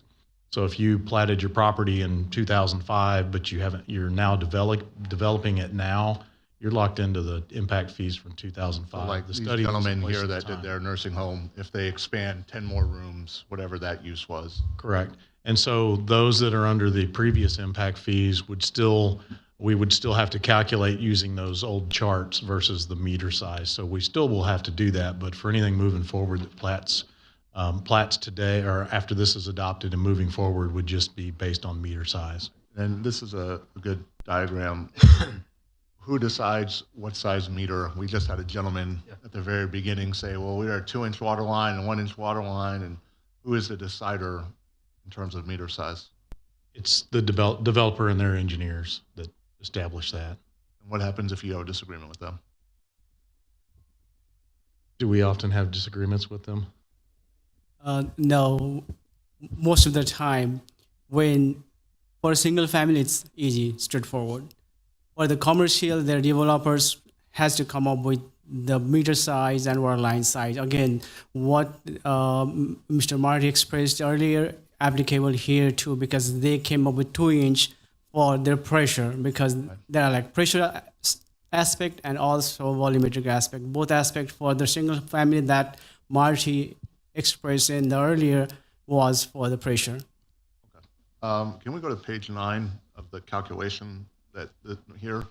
I was looking at the costs that are in the larger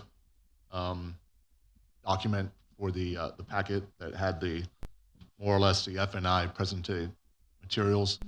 How did we get to the 70 million on water and the 96 on wastewater?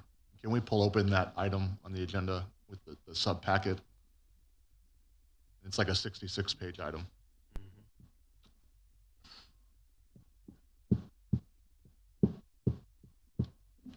Because that is the driving number, right? Is those two numbers, the very top, 70 million and the 96 point change million? Well, in the division that the code requires, there's a numerator and the denominator. What you're describing is the numerator. The other driving number is the denominator, or the 10-year growth and service unit equivalents. The numerator has to be identified.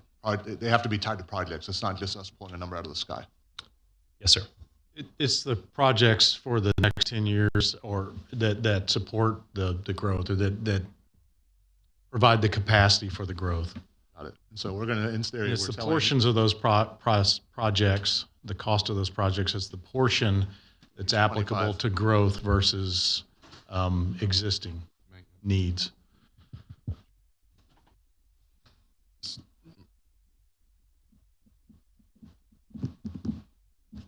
I apologize, Mayor, for going. I'm trying to understand here more than anything else. Good information. I think we're at 2.5, Josh. You're close. Next, 2 more pages. So, say that one more time. Which one? Page 25. 25. All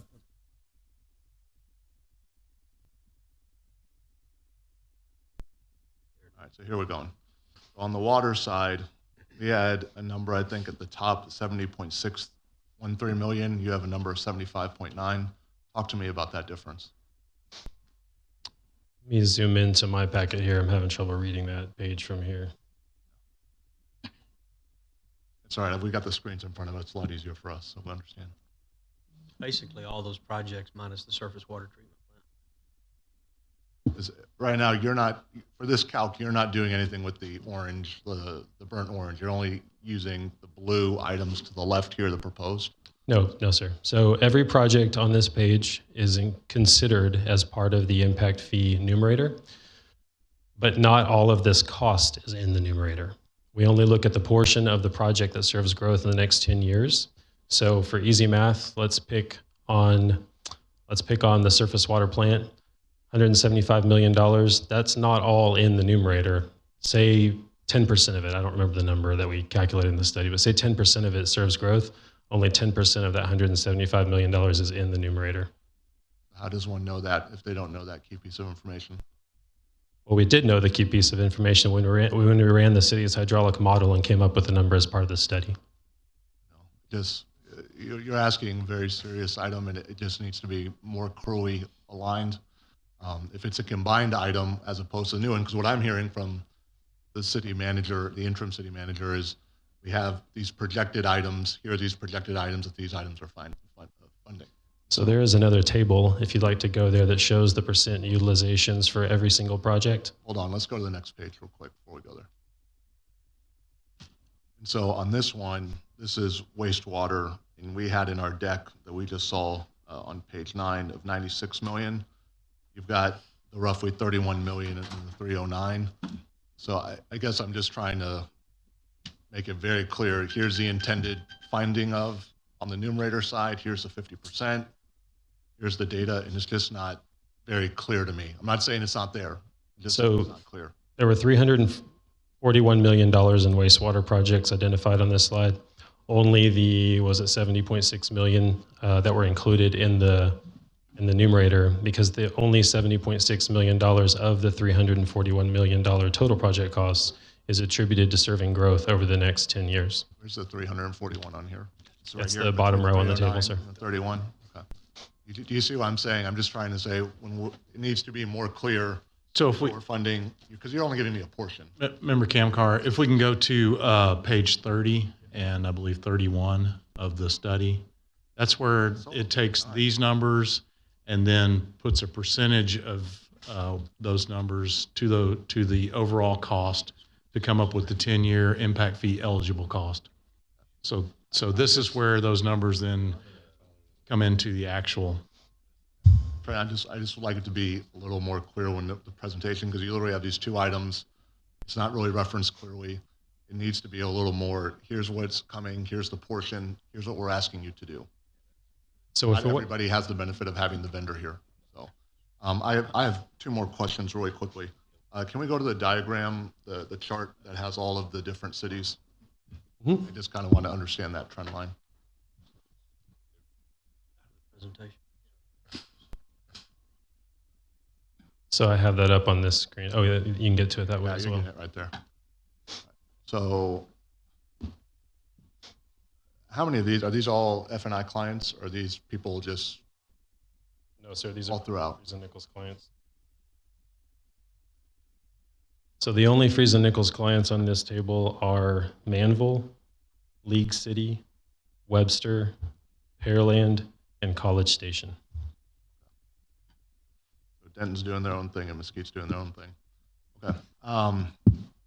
I appreciate the information provided. I'm not going to be supporting. I understand why we have to do it. I truly do. But we're still in a post-COVID scenario, and this is making it more onerous on the people that come here. I understand what has to happen. I've read the presentation, and I get it, and I know who's paying. But it's really a spending issue. It's not really a fee issue. We're just doing a lot of stuff right now. So I don't expect anybody to support that. I'm just going to be where I'm going to be. But I appreciate the presentation and the question answering. Questions, comments? Member Berry? Couple. And I apologize if you already provided this information, but we're doing a conversion, right? We're going from utilization to meter size, and the meter size equivalent you said is going to be about the same so there's no real necessary impact. But let's just say we had a hair salon, for example, and they have 10 chairs, I guess, a barbershop I would use. 10 chairs in a barbershop, and they would be charged X amount of dollars for utilization, right? how is that property landing? Is it landing on a chair barbershop, or is it landing on a 10 or 15 chair barbershop? Does that make sense? Based on meter size? So are you asking if they were to change the land use to a different type? Because if they already have a business, would they? No, I'm not asking that at all. What I'm asking is let's just assuming, let's just say I'm going into a property where I have to change the use. Maybe it was retail. Now I'm going to be a barbershop or something like that, right? Mm-hmm. So I have to maybe potentially change the usage. And I have now 5 chairs in my barbershop, brand new barbershop. So there's an impact fee assessed.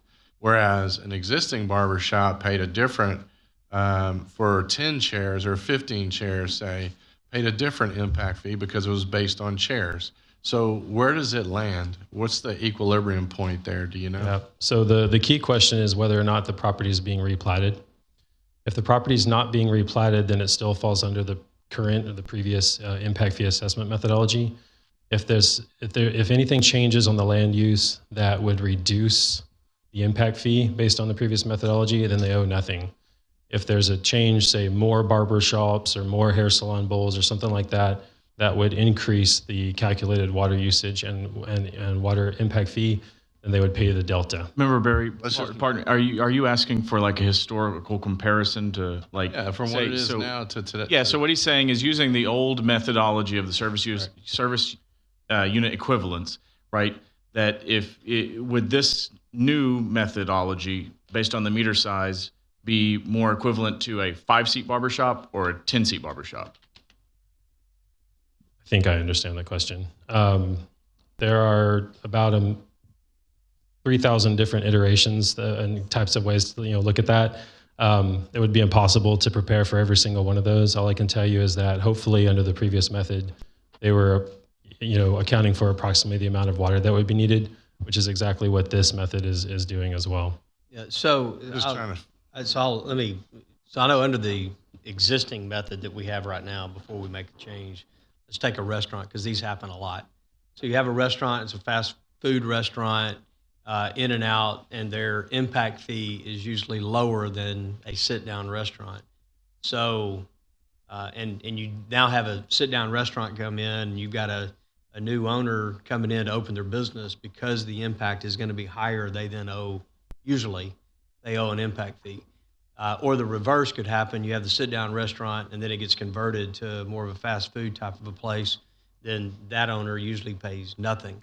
If I read this correctly, it's all based on meter size. If the first guy comes in and puts in a 2-inch meter, and then the second guy comes in, whether he needs a 2-inch meter or not, and he doesn't increase the size of the meter, that's correct. There's no fee. Nothing. I understand that, but I'm just trying to understand winners and losers here. Yeah. So the individuals that come in that necessarily have a restaurant, they're at a 2-inch. Well, let's just take my barbershop example, because I thought it was pretty easy. But the thing is when a guy or a person who's going to open a barbershop with 5 chairs has to pay, let's just say, a fee, right? Whatever that fee is for 5 chairs, because it's based on numbers of chairs. It's not based on flow. It's not based on meter size. It's based on number of chairs. But yet the person that comes in, afterwards or subsequently has 15 chairs. Right? 15 chairs, but yet they're in a different building, different location, so they're changing the use, and they have to pay an impact fee. Who pays more? Well, under that example, the person with 15 chairs would pay 3 times more than the person with 5. Under the old plan. Correct. Right? But So you're what do trying they pay to today? equate the old way we calculate things with the current way. Yeah. So as it relates to water usage, so a barbershop meter size. under the current impact fees, the ones we're about to replace, assuming this moves forward, was $938 and some change per seat. Okay. So 5-seat, that'd be about the equivalent of what a single family residence 5/8 meter. I would expect that's all they would need for that size of a barbershop. If it's 15 seats or 15 bowls, I would expect they would need a larger, meter. So it would probably be larger under either scenario. But with us increasing the impact fees at the same time, it's hard to just equate them to each other. So if they're $930 a seat, and today, regardless of how many seats they have, this guy has 1 seat. So today, regardless of how many seats they have, this person, say, opens a second place, a second location, and now he has another 1-chair shop. Now he pays $9,000. Well, the $938 per seat is before this increase as well. That's the location 1. Right. But location 2. Sure. He's under the new impact fees, which have increased about whatever that percent is. 10 times. So he's a loser now. Well, right? So, yeah, for the guy that opens up a 1-seat barbershop, I guess so. I mean, it could be 10. I mean, we could sit here and go through every scenario. I guess my point, find winners and losers throughout. Well, no, that's what I'm trying. I'm trying to make sure that, the small business that wants to come to Pearland is not being adversely affected by, us trying to make our jobs easier. And I hate to say it that way, and I don't mean any disrespect whatsoever, because I know it's difficult to do this, but I just have a hard time rationalizing this because I want to make certain. One of my goals is I want to make Pearland a place for business to come and operate freely, and I want to eliminate a lot of the bureaucracy we have, although I do appreciate the fact that we have to have it. I want that to be very easy for them to come to Pearland and do. When I see stuff like this, it gives me a little bit of heartburn in 2 different directions. One is they're going to have to pay more. The other side is I know if we don't do it, we're going to have water bills of people that are coming back to Pearland saying, wait, why is our water bill going up 13 or 15% this year instead of 13%? So I think, for making it easy to do business here, having some clarity based on the meter size, that's the complaint we get more than anything else is, the developers not understanding, how, you having to walk them through this calculation of how we come up with the impact fees based on their usage. And it's very clear, it's very easy. This is what we see all over the state as the way that provides that transparency and that clarity for the businesses coming in. Are there going to be winners and losers because we've changed the method slightly? That's possible, but I don't across the board.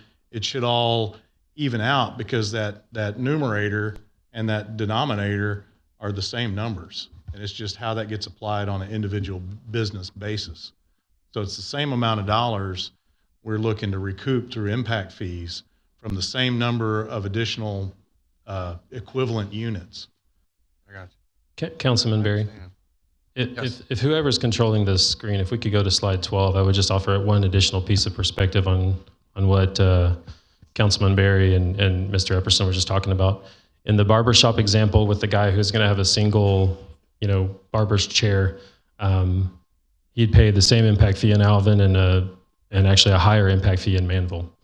So, this is the assessment methodology that's being used in all of your neighboring cities as well, as best we can tell. So again, I'm not arguing for or against, just providing perspective there. And I'm just trying to help my custom barber shop with 1 chair. Member Berry, I do need your custom barbershop's help every now and then. I'm going to throw the ball to you. I don't know if you want to catch it, but I would be willing to entertain something with a high 8 number. Some of it's a little bit, I want to be lower than Alvin, to be quite honest with you. I'll just put that out there. But I would be willing to entertain something. I'm open. I'm just saying, just throwing it out there. What do you want to entertain? 8750. I low. We have to. Well, I don't want to put arbitrary numbers, though. I mean, this whole thing is arbitrary. Hold on. Well, no, it's not arbitrary. We can't do that. I look as a former business owner now. I mean, I just think of this from the perspective of when you want to open a business, there are obviously the costs of putting the walls and the chairs and all of your equipment and stuff, but you do have the burden, your share of the burden of the cost of the infrastructure. And I mean, we talk about this all the time, the cost of the value per acre and things like that. I mean, most of the homes, even the big lot homes, can't even produce enough value to pay for the street in front of their house, let alone the water pipes and all that kind of stuff. If you've got a business that's here to take advantage of, the residents that are here and the infrastructure that we have and the convenience factor, all of these things, I mean, I have no issue, making sure that they're paying for those things. If they were in the county or the country, they'd have to pay for all of this stuff on their own 100%. At least here, they're getting 50% of the equivalent value back. I don't know that just necessarily selecting a number, and I understand your point, and it was very confusing. I appreciate the fact-finding mission that you did, because honestly, one of the numbers up there earlier was like 50-something. I still don't know how we got to 96 or whatever it is, but so I get that, and I think that there is a spending control aspect to this that we should discuss moving forward, and I think we have been discussing, but knowing that at least these things are, for the most part, in motion, to me, this makes sense, and it is easier. And I can tell you, I have heard, and to Member Owen's point, how confusing it was for businesses previously to come in and then they get hit with this fee that no one knew how to calculate because it's just impossible to understand. Making it more transparent, we do have to recover it somehow, and to me, this is just another cost of that development. And I was going to add, the way we're changing this is less bureaucratic. It's less confusing. So, it's putting it in line with the vast majority of cities, not only in our area, but in the state. So again, moving it around. I will reiterate, and first off, we can't make an amendment right now because we're in the public hearing. So we'll have to do that when we get to when we get to the actual action item.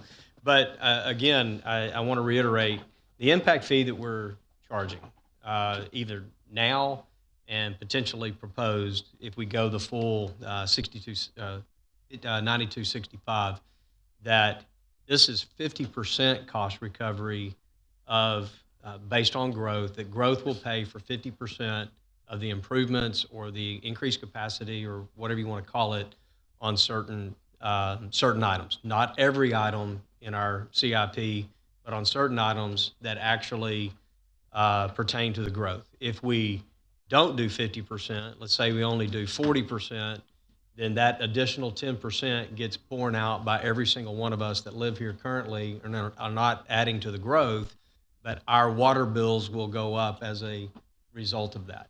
That's correct. So now, to the points that have been made, we should always be looking at cost and how we can do things more efficiently, less cost, and bring the cost of these new plants and those kind of things down. Unfortunately, we're in an era right now that's not going down. It's spiking, in fact, which is going to make it hard. Hopefully, we'll enter an era where some of it will either tail off or actually do come down, okay, and slow down.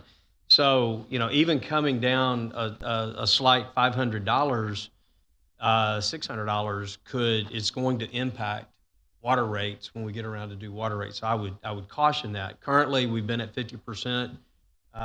Trent, we've been at 50% cost recovery as long as I can remember. I think it's been that way from the very beginning of impact fees.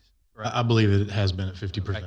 And certainly, I don't know where some of these other cities are going to fall as they finish up some of their changes. I noticed in the presentation that several of the cities that are below us are in their studying right now. So one would surmise that they're going to go up. I have to go back and look at some of these. Some of these are not growing as fast, so maybe their projects that are out there in the future aren't as large as some of ours. But so that would be my caution is, and the fees that we're talking about, while they're high, still not as high as like Fulshire and others who are at $21,000 or $22,000. and they're in our greater Houston area just as well. And I'm actually glad you took them off because I think that might actually be an outlier. But who knows? We, in 5 years or 10 years from now, we may see more and more cities in that northern 10,000 to 20,000 range. So that's the only thing is we've always said we want growth to help pay for its fair share. We could go even more than that, but we've always felt 50% was good to do that. Your point's, I think, very good, Member Barry, that I don't want to be any onerous on a small business than we already are. But at the same time, if they're opening up and they're going to tap into water and sewer, they have an impact on the system. And we've got one now that it's tied directly to their meter size, not some fictitious number of tables, chairs, people, and those types of things. It makes it easier to clarify or make easier to understand. Do we like paying fees? No. This is the business I'm in. Do I like paying any fee? No. But I also know it's the cost of doing business, and I've got to get in and out and make it happen. So I agree. And so I'd caution on that. But if y'all want to offer something up when we get to that item, I think that'd be the time to do it. Well, Just make sure. Yeah, no, I appreciate your comments, and I do agree. There is a cost of doing business wherever you go. If you want to build a house in Pearland, it's going to cost X amount of dollars. Get your checkbook out and go build your house or buy your home, and I get that. But there is a flip side to it, and the residents of Pearland are reaping the reward or the benefit of those businesses coming to Pearland as well. Right. So where are those sales tax comparisons that we're talking about, right? We hear about those all the time, but we didn't see anything about, sales tax comparisons as it pertains to new businesses opening up to Pearland and so on and so forth. So last question, and this number may be there, and I may just have this fog going on. But how much money do we collect annually in impact fees? That's something we can put together real quick? Yes, I have that number here. From 2018 to 2023, we collected 23 million for water and sewer. Each year, total combined ranges from 2.5 million to 6 million. Thank you, Raj. And I just want to add something on the use of water meter, why it is more scientific, why it makes a developer to think before installing the water meter. We know that all those commercial developers, when they design, they already know the water meter size, and based on that, they design water meter size and install those water meters. The issue, again, I know it's a staff issue, but what we have to deal with right now is there are several of the businesses that does not exist in the impact fee table at all. So we have to think which one will be applicable. If there's one church, the church will have school component, auditorium component, and kitchen component, and need to identify all those separately to come up with the cost. So that is really, really tricky. Similarly, a restaurant owner wants to open a restaurant business, and when they first submit the application, they have 100 seats because they don't know what will be the impact fee. So when they see the impact fee, then they start, okay, how to make it? Then it comes to 80 and 70. That time, as a staff, we don't have any way to go and check and, you have to have 100 or 70 or 80 because that's their business decision. So those kind of issues we will resolve. And at the first time, whenever business owner comes, they know what exactly water they need, and based on that, they will size the water meter, they pay, and that's one time, it's done. Yeah, I appreciate that, Raj. I was actually one of those guys who my developer thought was a great idea to give me a 1-inch water line too, so I had to deal with that ordeal. So maybe not the best example, but I appreciate the information. Do you have a comment?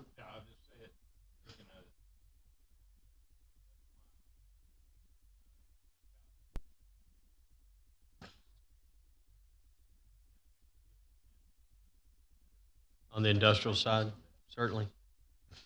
Any other questions, comments? Yes, sir. mean, I've heard and seen plenty of calculations, and I mean, you go to the city's website, it's a 19-page PDF now to figure out your service equivalency.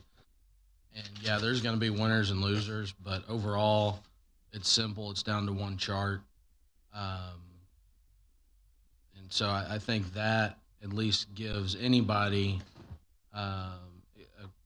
one page. You look at that, say, hey, engineer, what size is my meter? There's my impact fee done. So I think it simplifies it greatly. And if there is, say, a loser that's been platted under the old regime and there's a big enough savings, wouldn't they come in and voluntarily replat to be under the new rules? I mean, I would, unless you tell me I can't. Yeah, conceivably, if the numbers worked out, I guess they could do that. Right. So to me, there's some safeguard there as well. And then in terms of where do we set this, anything less than the 50% max is just pushing more of the burden onto the residents. So I think it makes sense. I understand all your points, and I think what I'm going to do is I'm going to make a suggestion that we go back to, for the losers only, at least make the burden a little bit easier on them and attach that somehow to the enterprise fund and their water billing to recoup that fund over a 6-month period, if that's possible. So just so you know, that's going to be coming forward. We just now can get a standard water bill right. And no offense, staff, but you. So you're talking about it like a payment plan on impact fees? Not a separate bill or anything like that, but as part of your water bill. Okay. And I'm just going to throw it out there. It may not go anywhere, Trent, but I just really feel like for the smaller business owners, we need something, and I want them to be able to come to Pearland and be successful without having a huge burden to overcome in one lump sum. Sure. That's it. So just one more point. We've talked a lot about being at the 50% so that we have the least impact on residents. That also will be the least impact on all of our existing businesses. So, if we don't adopt the 50%, we'll see potentially that the rate increases higher than we've projected, depending on where these impact fees fall when we adopt them. Okay. Any other questions, comments on the public hearing? Okay, seeing none, we will close this public hearing and move to new business item number 4. Member Carbone, would you present that, please? Thank you, Mayor. Consideration and possible action, first reading of ordinance 1625. So moved. We have a motion and a second. Any additional staff report? None? No, sir. And then Member Camcar. I'd like to make a motion to amend to the rate of 9,000. Screw it, I want to do the number I want to do. 8999. So moved.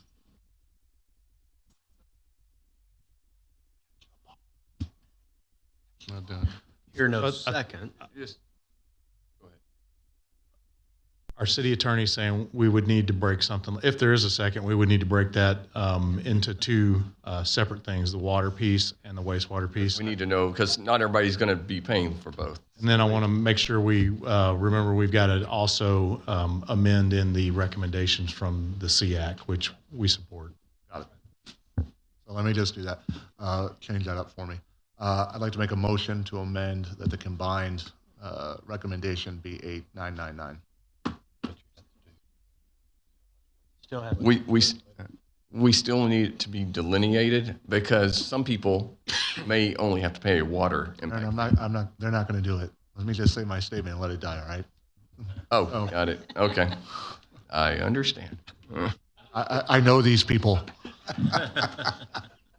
So I'm going to make a motion to amend that the combined rate be $8,999. Third time it doesn't have a second. So Predictably. With that, Can I have that reflected for the minutes, please? we'll Ms. Francis? move on. Thank you. And let's reflect the minutes that of a reduction in the fee would cause a rate increase to existing customers. I want that in the minutes as well. Thank you. Mayor, I'd like to make a motion. I'd like to add an amendment to the motion to stipulate that we could give businesses up to 4 months to pay this impact fee. Second. We have a motion and a second. So I guess my question would be, so you pay an impact fee at the time of permitting, is that correct? Yes, it's assessed. It is assessed at the time of plating, but we It's collect it assessed at at the plating, but we collect at the time of permitting. Okay. And 4 months, up to 4 months, I hear where you're going. My question would be, do we need to add something into it that, failure to do so, pay over the 4 months results in no certificate of occupancy? Lien or something No certificate of Either occupancy. no, have their water- either just no have their water. CO, or if for some way, Just have their water cut off, just like at that. Well, most businesses, it's going to take more than 4 months to complete your business, so you're not going to get a CO. I mean, we could have instances where a business just has to move into an existing space, or if it's kind of ready-made, then they may be able to be operational before that 4 months. So I think we would want to look at that they either would not get a CO or certificate, they would not get a certificate of occupancy, or if they're operating, at that point, we would have to turn the water off if they didn't pay. It's also customary if somebody participates in an agreement like that, a certain percentage, like 50%, is due up front, and then the remainder is paid out over that period of time. So those are things you need to consider, and if that's something the council wants to consider separately at another meeting, or if you want to do that tonight, that's fine. But I think those are things to consider. And then understanding that if it's the remedy, of course, if they don't pay, would be to of course, have water shut off if they are already operational. Jeff, make the motion also. Good with 4 equal payments on that. We have a Or so. motion and a second Oh, already on the table. So, I agree with what Darren and Trent are both saying. So I think that there should be, I think this should be a down payment. Maybe make it 4 equal payments, and we should certainly have an administration fee associated with that, just a small administration fee to be able to manage it. It would include interest, and the reason it would is it has to, right? In all fairness, if we're going to do the work, we need to make sure that we're getting recouped those service fees. and the Texas Constitution actually prohibits us from lending our credit, and so we can't do that and be a bank without recouping, and otherwise it would be a gift. So. right. Councilman Berry, what if we require it to be paid before the CO? That's going to give small business much more time than your 4 months, unless they're getting ready to move in. I think that something like that would be cleaner for staff to administer. And What if it's already ready to go? What if it's a restaurant moving into another restaurant and it takes them a month? they don't have to pay an Yeah, impact. typically, if they're moving to an that's existing true. They don't restaurant, have an impact there wouldn't fee. be a payment. I think that would be easier to administer, as well as would put us in fewer situations where we're functioning as a collection agency or trying to contact them and make sure payment gets made before something occurs. So can I ask that if such an arrangement is entered into, I don't know how this fits into an amendment, that the owner who's pulling and asking for that actually puts it in writing and signs what's going to happen to them. So when the water does get turned off, they don't call me and say, Or me. and say the big bad ugly city just turned my water off and I don't know why. Well, it's because you didn't honor your agreement. And it'll happen. It will happen. And somebody will forget that they signed that and not pay their bill. And I think before we take action on this, maybe having our permits group, our community development group weigh in from a standpoint of administering that change. So Any can I- concerns or comments? So we can keep our impact fee ordinance moving forward with the timelines that we have. Can I ask on the second reading of this, let's put something with intent here, but on the second reading of this, have some of the final language that we're talking about. So I don't want to wordsmith everything tonight, Sure, we can bring back those in the final. And second will this require updating our fee ordinance?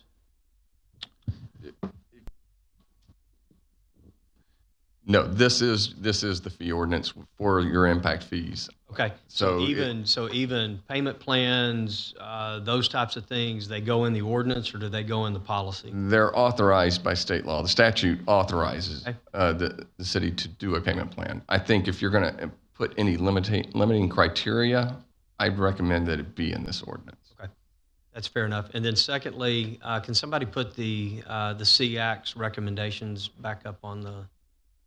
We need to add these to it as well. We've got an amendment on the table, and we'll dispense of it here in just a second. I just want to make sure administratively we have this lined out.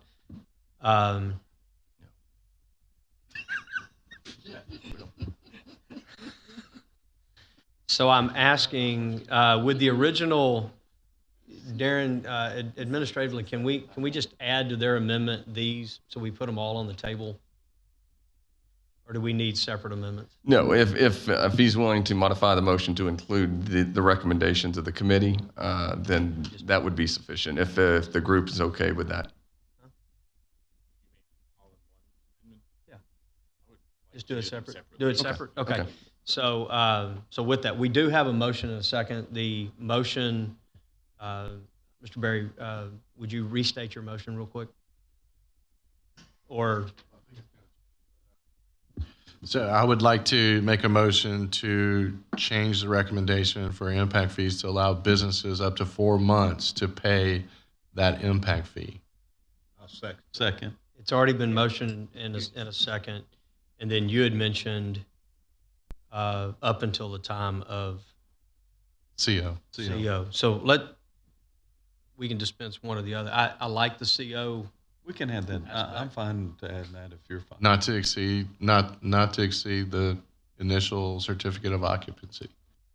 Up to 4 months or not to exceed The date of the date issuance. of CO. And I'd second that. Excuse me, Mayor, if I may. It's Lawrence again. It actually is in the development fee ordinance on page 8. The impact fee and the time of payment is in that. So in addition to anything that we do with this and the other one, we will need a subsequent action amending that development fee ordinance to make sure that they are. Okay. So I would request if this approves tonight, we may need to do that on the next reading, at least the first reading. It's an ordinance, right?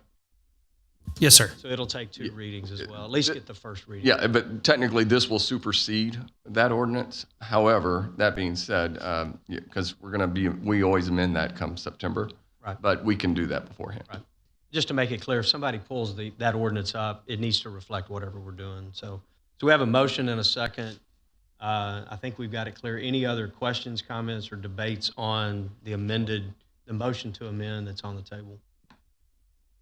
All right, seeing none, Madam Secretary, I'll call for the vote for the motion to amend. Member Berry. Aye. Member Owens. Member Koza. Aye. Mayor Pro Tem Carbone. Aye. Member Kamkar. Nay. Member Hernandez. No. Member Cade. The motion passes 5-2. So we have an amended motion on the table. We also have the recommendations from SEAC. Is there any movement to take that up? Mayor, I make a motion that we to incorporate the 2 recommendations from CI. second. We have a dual motion and a second. You guys were like in unison there. So we have a motion and a second to add the SEAC recommendations as stated in the presentation. Any other questions, comments on that? Seeing none, Madam Secretary, we will vote on the motion to amend as presented. Aye. Member Kamkar. No. Member Hernandez. Aye. Member Cade. Aye. Member Berry. Aye. Member Owens. Member Koza. Aye. The motion passes 6-1. All right, so we have an amended motion on the table with two amendments. So now, any further amendments Any further questions or comments? Seeing none, Madam Secretary, we will call for a vote on the amended motion. Mayor Pro Tem Carbone? Aye. Member Kamkar? No. Member Hernandez? Aye. Member Cade? Aye. Member Barry? Aye. Member Owens? Member Koza? Aye. The motion passes 6-1. All right. Thank you for that. Good work, actually, guys. I think we got to a good point. So that'll all be back up for second reading at our next meeting. Permission to move back to new business item number 3. Lawrence, did we work out wording real quick before we? Yes, sir. I believe we did. Martin's going to display it on the screen. All right. With that, Member Hernandez, would you present new business item number 3, please? Yes, sir. Consideration possible action resolution R2023-CUP 23-06. So moved. We have a motion and a second. Lawrence, what did we come up with?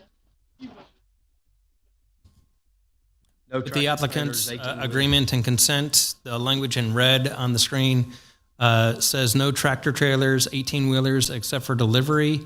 All other heavy load vehicles are limited to 1 hour stay. Mayor, I'll make a motion to incorporate the recommended condition of no tractor trailers, 18-wheelers except for delivery. All other heavy load vehicles are limited to 1 hour stay. So moved. Don't we have to? Do we, just to clarify, Councilmember, all 3 of these recommendations have to be included because they're no longer effective. The one I just read and the other 2, as shown above. That'll work. Second again. You know, those big trucks now, they can only travel 8 hours and they have to pull over and stop. They just won't be able to do it So here. imagine it's either that or get fined. They just won't have to do it. They just won't be able to do it in this parking lot. Yeah. Yep. So we have a motion to amend on the table to add the previously approved conditions as shown here, as well as this new recommended condition. Any questions or comments on the motion to amend? No. The dump trucks can come in and get fuel. That's not an 18-wheeler. They're really talking about 18-wheelers here. She's talking about the But still, limited, dump limited trucks 1 hour are stay. still. That would Yes. be- Yes, ma'am. The dump truck would be considered a heavy load vehicle. And it's It is limited to allowed one- to fuel there. It cannot stay on the premises. If they were going to try to comply with the DOL regulation for 8 hours, they can't park more than an hour. And I think the business owner really wants those folks to get their fuel and move on. It should only take them about 30 minutes, and they don't want them blocking the parking lot or future additional customers. Good. Good question and good clarification. Any other questions, comments on the motion to amend? Madam Secretary, we'll vote on the motion to amend as presented, the previously approved conditions as well as the new recommended condition that's up on the screen. Mayor Pro Tem Carbone? Aye. Member Kamkar? Aye. Member Hernandez? Aye. Member Cade? Aye. Member Barry? Aye. Member Owens? Aye. Member Koza? Aye. The motion passes 7-0. So we now have an amended motion on the table. Any last questions, comments on this issue? Seeing none, Madam Secretary, we will now vote on the amended motion. Member Hernandez? Aye. Member Cade? Aye. Member Barry? Aye. Member Owens? Aye. Member Koza? Aye. Mayor Pro Tem Carbone? Aye. Member Kamkar? Aye. The motion passes 7-0. All right, with that, we will move to consent agenda. Ms. Cade, would you present, was there anything request to pull? In light of our robust meeting that we're going to have later, I'm just going to let those go. So, Sounds good. Present the consent agenda, items A through J. Consent agenda items A through J, so moved. Second. We have a motion, a second. Madam Secretary will call for the vote. Member Cade? Aye. Member Barry? Aye. Member Owens? Aye. trying. Member Koza? Aye. Mayor Pro Tem Carbone? Aye. Member Camcar? Aye. Member Hernandez? Aye. The motion passes 7-0. All right, with that, we'll move to new business continued. Mr. Berry, would you present number 5, please?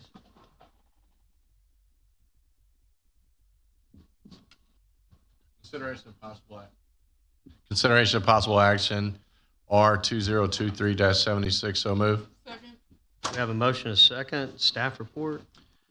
Thank you, Mayor. The City Council conducted their strategic visioning retreat on February 18th of this year. And so what that included was a review of our existing strategic priorities and established milestones associated with each priority. The purpose of those milestones is to provide some general direction as well as a time frame for initiatives associated with each of those priorities. Once the council has adopted the strategic priorities, what we will do is take what's presented to you tonight in the final report form out of that visioning retreat. We will take those, finalize timelines, put together objectives as well as tasks and responsibilities, and a means of tracking all of those milestones moving forward. We'll also be looking at the budgetary implications of any of those and have those considered as we get into our upcoming budget discussions. So the goal of all this is to provide organizational clarity from the City Council strategic priorities through the budget down to each of our departments, divisions, and our individual goals and work plans as we move forward. So with that, open it back up to council input and discussion on the final report out of the strategic visioning session. All right, thank you for that. We'll turn it over to council for questions, comments, concerns. I will say the retreat, this is our third strategic planning retreat that we've done in recent years. This puts really the budget process. Years ago, we had an early input session in February, and staff would come back with a budget later in the year. We'd had a couple more inputs along the way. This actually puts strategic planning and strategic priorities back in the council's hands moving forward, which obviously we represent 130,000 people that call Pearland home. So I'm thankful for yet again to do this process. It is a process. It's meant to bring everybody along and move in the same direction. There will always be disagreements along the way. That's just human nature. That's what's going to happen. But in general consensus, we have a boat moving in the same direction. That's what we want to occur. So with that, I want to thank council as well as staff for participating and this year again in the direction we came. I think this is a better document than the previous document, which was better than the document before that. So it's getting better. We're honing in on these, the direction and what we're trying to achieve as a council, as a city, and putting that back into the hands of the staff to follow through and make it happen. So with that, I'll turn it over to questions and comments from council. Yeah. I just wanted to do a brief comment. Can we pull up page 5 of the written memorandum? Yeah, our screens went dead over here. Somebody didn't pay the bill, so we're gonna have to get our CO revoked over here. That's just us three. Okay. Just the three. Yeah. These 3 screens went dead. Yeah, that's fine. That's fine. I'll read and then you guys do that. I just wanted to highlight that the council has worked really hard the last 2 years on the drainage items. The mayor has been a tremendous shepherd trying to get that item transitioned away from our previous method to the one that we have now. There's quite a bit on there, and I want to pay homage for that. I think that is a tremendous achievement. I want to highlight Member Berry under the drainage items for item number 3, that we need to get more dollars in from the PEDC for maintenance. That's still on my list, and I'm supportive of that whenever you want to continue to push. And then on items the police items 4, the training center, and then the ALPR camera has been a really, really strong success. And I hope that we continue to do that. We still have some dollars set aside. It is making a difference. I'm very happy about that. And then number 2 is on there is the training track for vehicles as well as the fire range. That is something that I think the council has worked really hard to pull that from 2029, 2030 up. And I hope that we can get get that moving even sooner, as soon as we can figure out some of the site issues. So I just want to say that, but thank you so much. Comments, questions, comments from council? Member Hernandez? I said this last time, say it again, and just kind of add to what you said. I really enjoy these. I think they've provided me, as a member of this body, a lot of clarity, and helps me to understand what the priorities of the other council members are, which is great. One of the things that I really, really enjoy with this is seeing what everyone fights for in these. So that's especially giving the newer members an opportunity to also have buy-in to this. Helps us to find that forward track as a body and not, just be up here kind of shooting in different directions. So I'm really appreciative for the other members of this body for participating in this. So thank you. Yeah, and I'll say this, and members of the public that are here present as well as watching online. I mentioned this at the start of the retreat or the visioning session that day. I want to thank the 3 new members who came on council back middle of last year. This always happens in late February, early March. We have election time in May, and these 3 moved right in, adopted, if you will, moved along with what council had put into place, and have been following that. They had their opportunity this year to put their fingerprints and all over this and move in a direction, and did. So I want to thank them, and just like them, we'll have at least 1 new member of council this year, and they're going to come right in the middle of it. People have said, well, why not do this right after the election process? The problem is you're almost into budget season at that point in time, so it makes it really difficult on staff. It's just where our election process falls, and so but I want to commend the 3 for coming in mid-stride and jumping right on board with what the council had just passed just months before they came into office.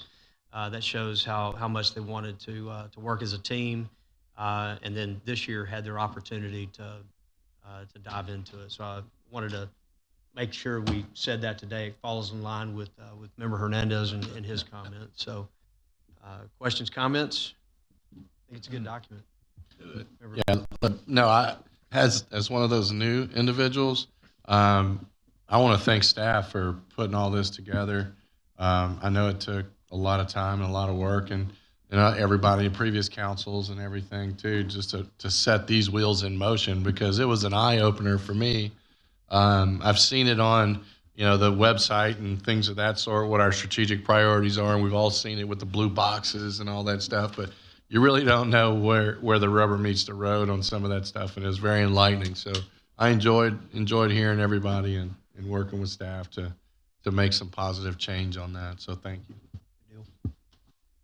All right. Last call for questions, comments. So, Mayor, I neglected to do this just for the public's sake. Just run through the strategic priorities real quick. They are trusted government, strong economy, safe community, sustainable infrastructure, resilient finances, and whole community. So they've each got a further definition of that, and then milestones that the council has established with each of those that the staff can now take forward and have clear direction in where we're moving. And we can track and report back on those to you as well. So I like the milestones, and I like calling them milestones. It just gives us something we can check, just like you're driving down the road and you pass each exit, or you pass each mile, you know where you are and how you're progressing. Some will progress faster, some will be slower just because that's what they are. But in general, if we're moving in the direction to achieve them, that's what we want to know. Things will come up over time, that things have to either change or get put on hold or whatever. That's just because we don't know what's going to happen tomorrow, let alone 2 years, 3 years, or 10 years from now. So, but we're moving in a same direction as a council, and that's really ultimately the goal here, so the public knows where we're headed. So, but thank you for that, Trent. And there will be milestones and who's responsible for those and all of that coming as we go back down. And I'll say this for the public again: when we do our budget, if a budgeted item is not tagged back to one of these, then we question whether or not it's needed or not. So these are the strategic priorities that we're setting out. Say it now, continue to say it. Each one of these will cost money. They cost tax dollars, but there's reason for that. It's for services. It's for sustainable infrastructure, those types of things as we move forward. But it has to tie back to one of these issues, and that's that way we know that we're moving in a strategic priority that the council is adopted. So, all right, with that, Madam Secretary, I'm going to call for the vote. Member Berry. Aye. Member Owens. Aye. Member Kosa. Aye. Mayor Pro Tem Carbone. Aye. Member Kamkar. Aye. Member Hernandez. Aye. Member Cade. Aye. The motion passes 7-0. Good deal. Member Owens, would you present new business item number 6, please? Which one? That number 8 or number 6? 6. Okay. Turn this on. Consideration possible action, first reading of ordinance number 527-8. I so move. Second. We have a motion and a second. Staff report. Thank you, Mayor. This is the first reading of some minor amendments to our flood damage prevention ordinance. So I'm going to walk real quickly through the reasons behind this, and then we can go into discussion. So the city is a member of the National Flood Insurance Program, which enables our residents to buy flood insurance policies. And so that program requires us to adopt a floodplain management measures by ordinance. So that is this ordinance. And then we also go through the community rating system and their scoring system. We're currently rated a Class 6, which translates to 20% discounts on flood insurance for our residents.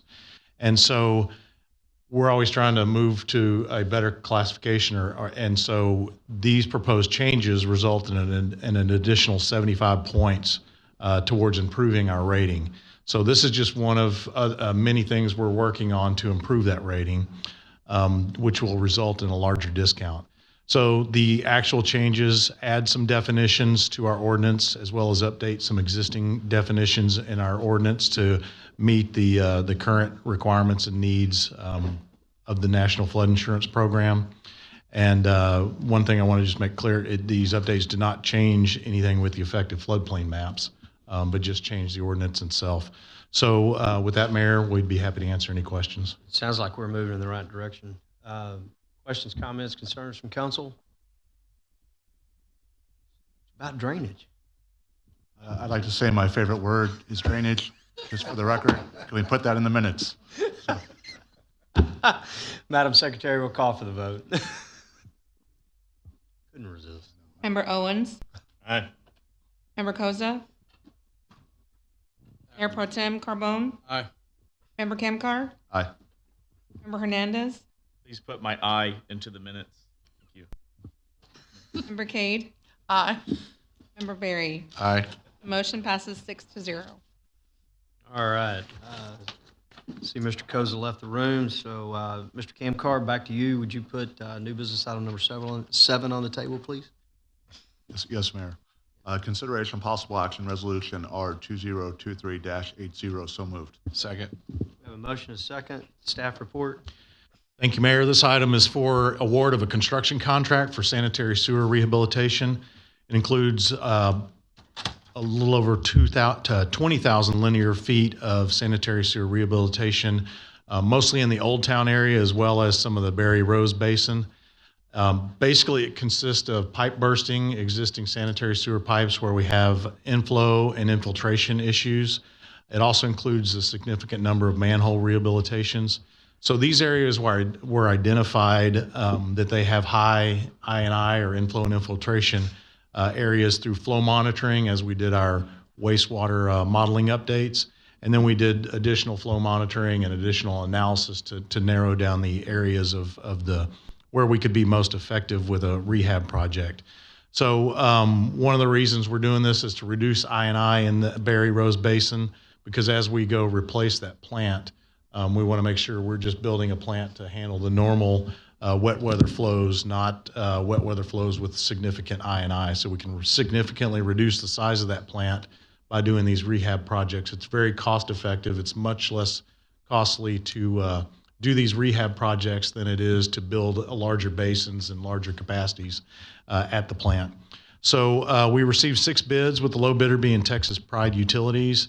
We have a good history with Texas Pride. So we recommend the award tonight for $2,880,121. Thank you, Mayor. All right, thank you for that. Questions, comments from council? Member Koza? Yes, Trent, Raj, I don't know, normally we have kind of a map of where we're looking at, and this is just general areas. How did we come up with what the scope of the work's going to be? So the scope of work was developed by when we put flow meters at different lift stations and different spots within the system. And, you can start at the plant and see that when you have wet weather flows, they're much higher than they should be. And then you start working back through the system using flow meters to see where we're seeing higher flow than the modeling would say you would normally have from just household and business use. So we work back through the system using that flow data to see where the highest I&I is. And so this looks at a big portion of the Old Town area, as well as some of the highest I&I areas closer to the plant, which are in the Creekside, Lakes of Highland Glen, Stonebridge, Heritage Green areas. Yeah, I was just looking at for the particulars. So yeah, I guess we neglected to put a map in this time. We'll make sure we get a map in future. All right, thank you. It sounds like it's in the kind of the northeast. Yeah, I got a general. I was just for better definition to be able to understand, because it was kind of a blank slate. I mean, it gave a generic area, but I was kind of curious the definition. It's a large area. I mean, we're doing over 20,000 linear feet. So yeah, thank you. Questions, comments? Seeing none, Madam Secretary, we call for the vote. Member Kamkar? Aye. Member Hernandez? Aye. Member Cade? Aye. Member Berry? Drainage. Member Owens? Aye. Member Koza? Aye. Mayor Pro Tem Carbone? Aye. Motion passes 7-0. All right, we're having too much fun. Member Koza, I'm going to back up. Would you take number 8, please? Yes, Mayor. Staff presentation with city council input and discussion. Background impact options related to corrections and taxable value relating to the adopted FY23 budget. So moved. Actually, it's not even something on the table. I don't know why I did that. So it's staff presentation. Take it away, Trent. thank you, Mayor. We've been updating you monthly on our budget and the impacts of the tax valuation issues we discovered earlier this year. And so this is just another update. This one will be fairly brief. We don't have a whole lot of additional or new information tonight, but we do have an update on our interest revenue, as well as a reiteration of where we are on the debt service rate forecast, as well as the total tax rate forecast. And then we're going to lay out kind of the next 3 months of upcoming budget meetings and actions that we'll be taking moving forward. So I want to introduce Rachel Winslow with our budget office tonight. She's our interim budget officer. She's been part of our budget team for over 5 years now, and is going to be leading us through our budgeting efforts this year, and she's going to take us through the presentation. So all yours, Rachel. Thank you. Good evening, Mayor and City Council.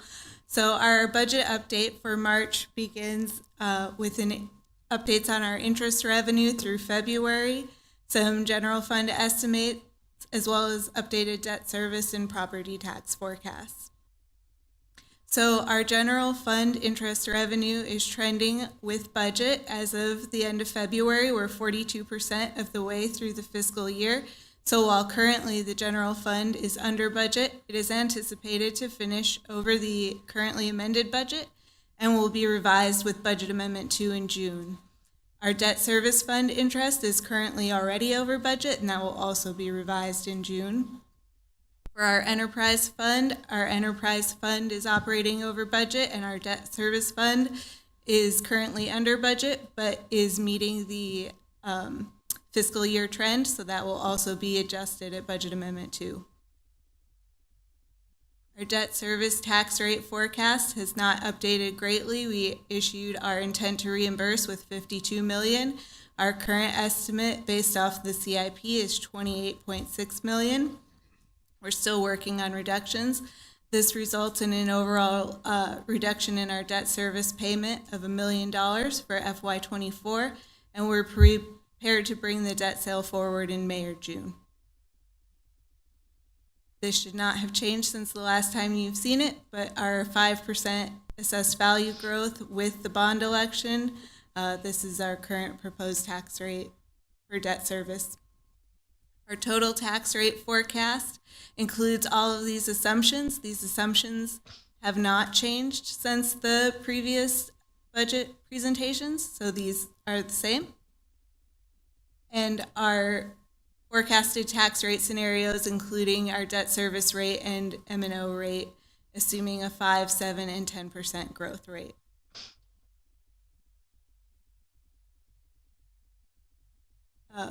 Our future meetings, we have an early budget input workshop on April 24th, and we'll also be bringing forward the ACFR. That will give us a strong starting point for our 23 projections and 24 budget, as we'll know our audited fund balance at that time.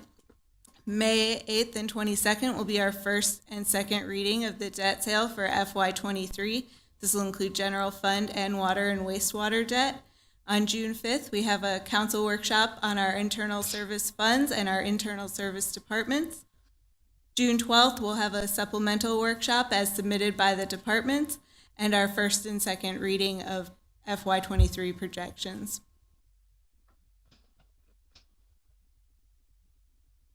Additionally, tonight on the consent agenda, we had the second reading of our bond refunding. Our completed ACFR is the important starting point for the FY24 budget and getting updated data. We'll also have some early assessed value data available to us in May, and we'll meet with our consultant. We continue to review and confirm both our tax rate scenario models and our water wastewater rate model. And any recommendations we get back from the council-selected audit firm will also be implemented throughout the budget process. Our budget is open, so in April and May, we'll be receiving the FY23 projections and the budget for FY24 from the budget, from the different city departments. And we will also be incorporating the strategic priority milestones into our budget.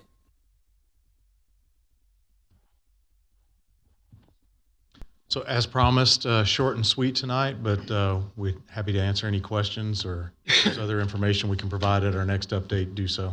Okay, real quick, I know we had a citizen speak earlier on some of our tax rate stuff. Of course, he called out one of our local newspapers. We're not responsible for what goes in the paper, and I'm not sure how it was presented.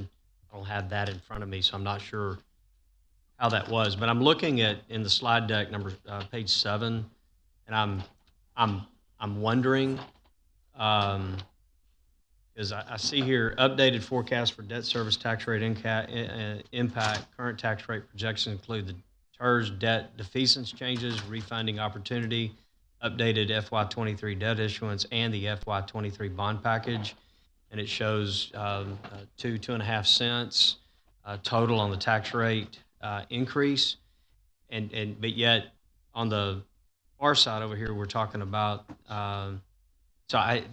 This may be a confusing slide because we've been telling people the bond election itself is a penny. So is this confusing with what we're telling people on the bond, or is this the 2.62 cents? Is that all in with everything that we're talking about up there? Because in that column, it looks like the bond election is a 2.62 cents. Sure. So the penny was basically taking the existing CIP, and maybe we need to always keep that back in this slide, is taking the existing CIP before adding the $181 million bond package and looking at the projected debt service tax rate for all the projects in the CIP before the new bond projects. And then taking a look after, if all the propositions passed, adding those projects to the CIP and the delta between the peak rate before adding the bond projects and after adding the bond projects. And that was the 1 penny difference. So what you're seeing here is that, and part of this is because we dropped our tax rate lower than we should have because of the assessed valuation issue this past year, down to the 0.3388, that was going to have to come back up to support the current CIP anyway, and it was going to have to come up to about just a penny under the 365 that you see here that it peaks at with the new bond package. So I think as we talk about this moving forward, maybe we need to keep that in the slides to keep that perspective of, you know, what we were looking at before and what we're looking at after. I think we thought, you know, we've done all these things that are listed at the bullet point at the top. So this is now the tax rate forecast. And so it's where we are. So that's why we kind of focused on that here. Okay. And then the second thing, and I know we've done this in some of the presentations, it's not in our presentation for the bond program, but breaking each, you know, Prop A, B, C, and D as to its impact of the penny. And I know, I guess you can do it by the percentage, because there is a percent that we break it out, but maybe that would help also. I think that's a good comment, that drainage alone would be 58% of the penny, or whatever that number looks like.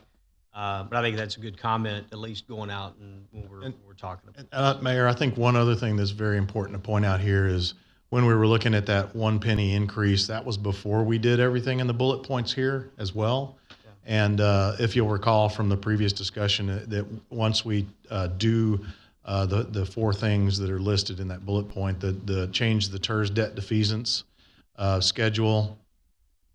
Now I don't know what else we did. We do the refunding we just did. We do the 2 other items. Once we do those, we've actually dropped that peak rate by 3 cents.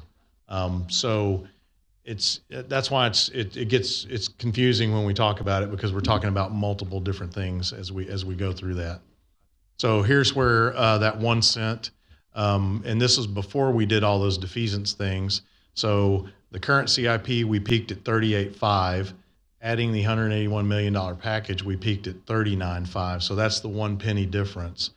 But what we've done since we put this together is we've done those 4 items listed here: the TERS defeasance, the refunding, updated the 23 debt issuance, and then added in the 23 bond package. And you see that instead of being at the 39.5, we're actually at 36.5. So these changes dropped the rate 3 cents. So actually 2 cents below where we were before we made these changes. Yeah, so there's how we package that and put that out there so it's not confusing to people before, after, during.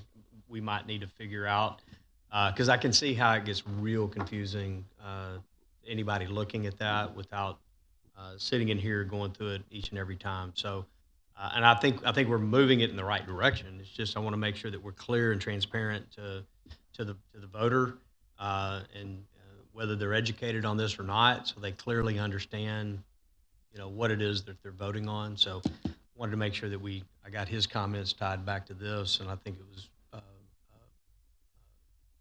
appropriate to have those come up tonight. Questions, comments? Yeah. I'd say on this, if we can have 1 column that is with the bond and 1 without. I know we did a lot of stuff. There's a lot of movement. What I think what it boils down to is everything that we've done in the past or plan to do, and updated the projections and all that would be 1 rate. If all the bonds pass, it's the different rate. I think boiling it down to that provides the clarity. So you're saying a column that is all the changes we've made before the bond package and then after the bond package. So yeah, and that's another one where once you've made all those other changes, now it's not a 1 penny delta. It's a little bit different than that as well. So that kind of throws some cloudiness into that clarity of the 1 penny as well. So, but I think we can do both. As of right now, you can tell us with and without that. And yes, yeah, there's tons of talking points around that and yes, sir, structure and all that. But just to clarify, with and without the bond, I think that makes sense. Member Camcar? Mayor, thank you. Can we pull up slide, I think it's 9. So these are all the adjustments. Am I understanding that? Kind of the defeasance, that 1.59, that 1.6, is that what we executed today, the second reading of? Under item E, second and final reading ordinance on the, No, sir. The fourth line, the results of the proposed Series 23 refunding bonds is what was approved on second reading tonight. The first line there is the debt sale that Rachel mentioned we'll be bringing to you in April, May timeframe. okay, can we go to the next page? You've got a lot of adjustments. You've also got some other assumptions. That's driving this column FY24 5% and the 7 and the 10. But just for now, I'm going to focus on the 5%. Am I understanding that correctly? Yeah, yes, sir. All right. So if we do 3.49, almost 3.5 million in TERS rate buy down, plus the 1.6 here coming up, and the 300,000 and what we did, we still have a 4 cent increase in the rate from where we are today. From where we are today, I think if you go, and we know why, and this year it was artificially low. If we go back and look at 2 years ago, we'll actually be 3 cents below that. Just to try to put it in some longer term perspective from our 1 year anomaly. I'm not going to belabor the point. I know it's a brief item, but it's still a spending issue for me. I mean, we're doing a lot of gyration and gesticulation and a lot of movement. We're buying down almost, $4 million, $5 million, and we still have a significant increase. I still think, I just want to get this out there, my thoughts, we cannot afford the budget that we passed. I know we are working really hard to get under, but if we continue on this course, this is really difficult. And I understand that. I understand people have different viewpoints. I just want to articulate this is a spending item. I appreciate the staff's efforts to meet the challenge, but we've shot ourselves in the foot real good. And now we're working really, really hard to go get better and now do rehab and go do a PT and have that foot work again. But it's a lot of damage. And so I know where people are on this. I know I'm an outlier on this, but it's really a spending issue for me. So I just want to make sure I'm understanding that even with all of these gesticulations, we're still going to have a rate increase next year, or I guess in FY24 technically, assuming nothing else changes and we just go down this path. Yeah, after the 10-cent drop in the rate last year, it's going to have to come back up to support anywhere close to our current services that we provide. And just out of curiosity, what is to derive all these numbers, there's a total top line general fund number. What is that general fund number? We're still working through that. There's so many numbers and so many assumptions. All this, we started to work on that to put that together as we talked about this here. We really need to get the ACFR, the annual comprehensive financial report completed. So we've got that good starting point moving forward. So that we can start looking at those numbers. I don't want to give you, a number just based on a calculation that is going to get, holes shot through it. And I hear you. Left and Let me right. ask this one more time. This doesn't assume spending $110 million, I'm assuming. It assumes basically our current budget and all the things that are on that long list of assumptions. So that's higher than 110 million. It is. All right. Which, for the reference, is close to another $10 million. If you add up all the 1.3, the 3.2, and all of that, roughly $10 million, plus or minus. Okay. All right. Thank you. I appreciate it.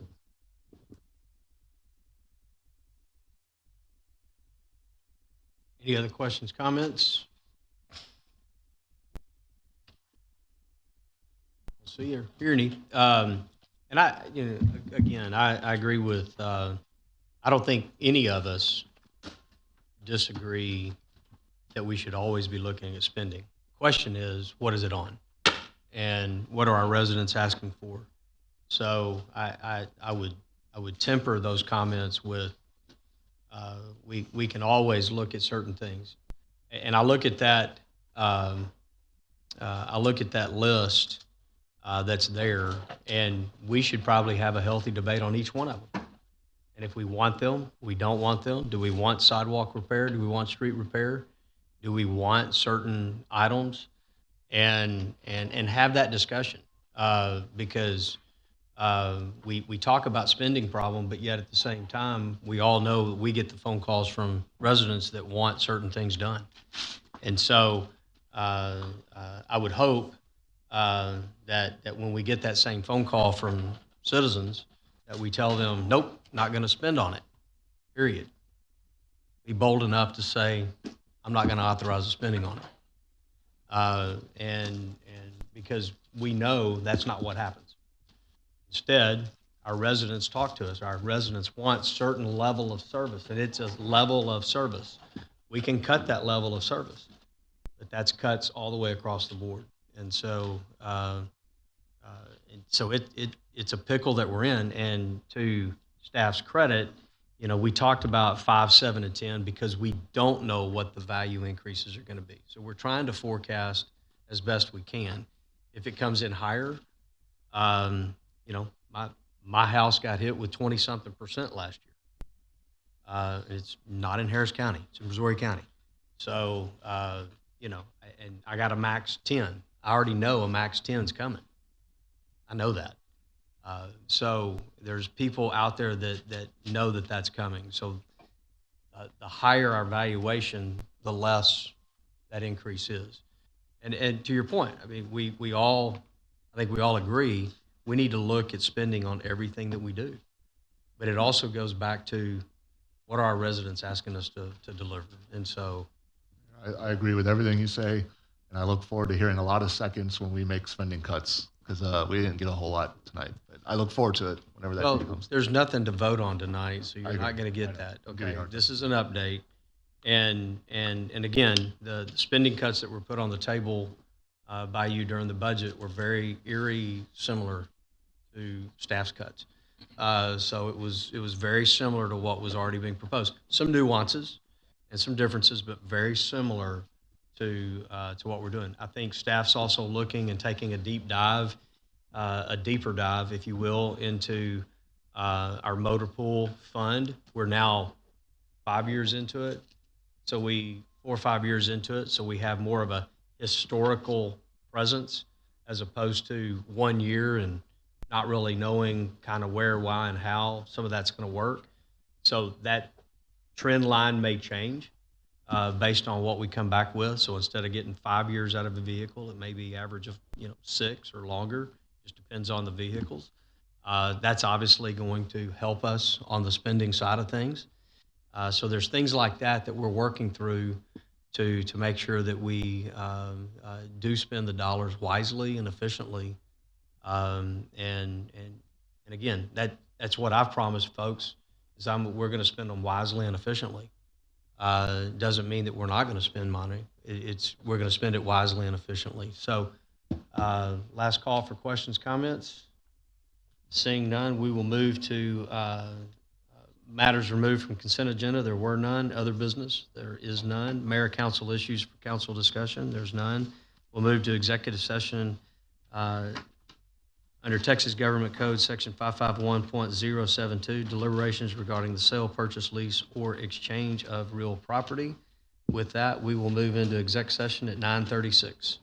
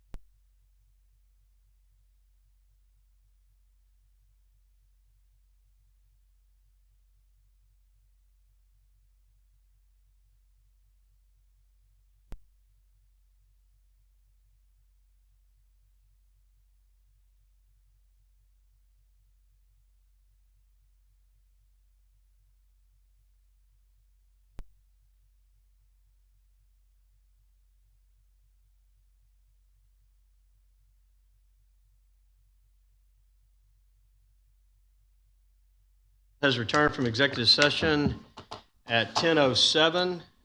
There is no action item to be taken. So with that, we will move to adjournment at 10:07.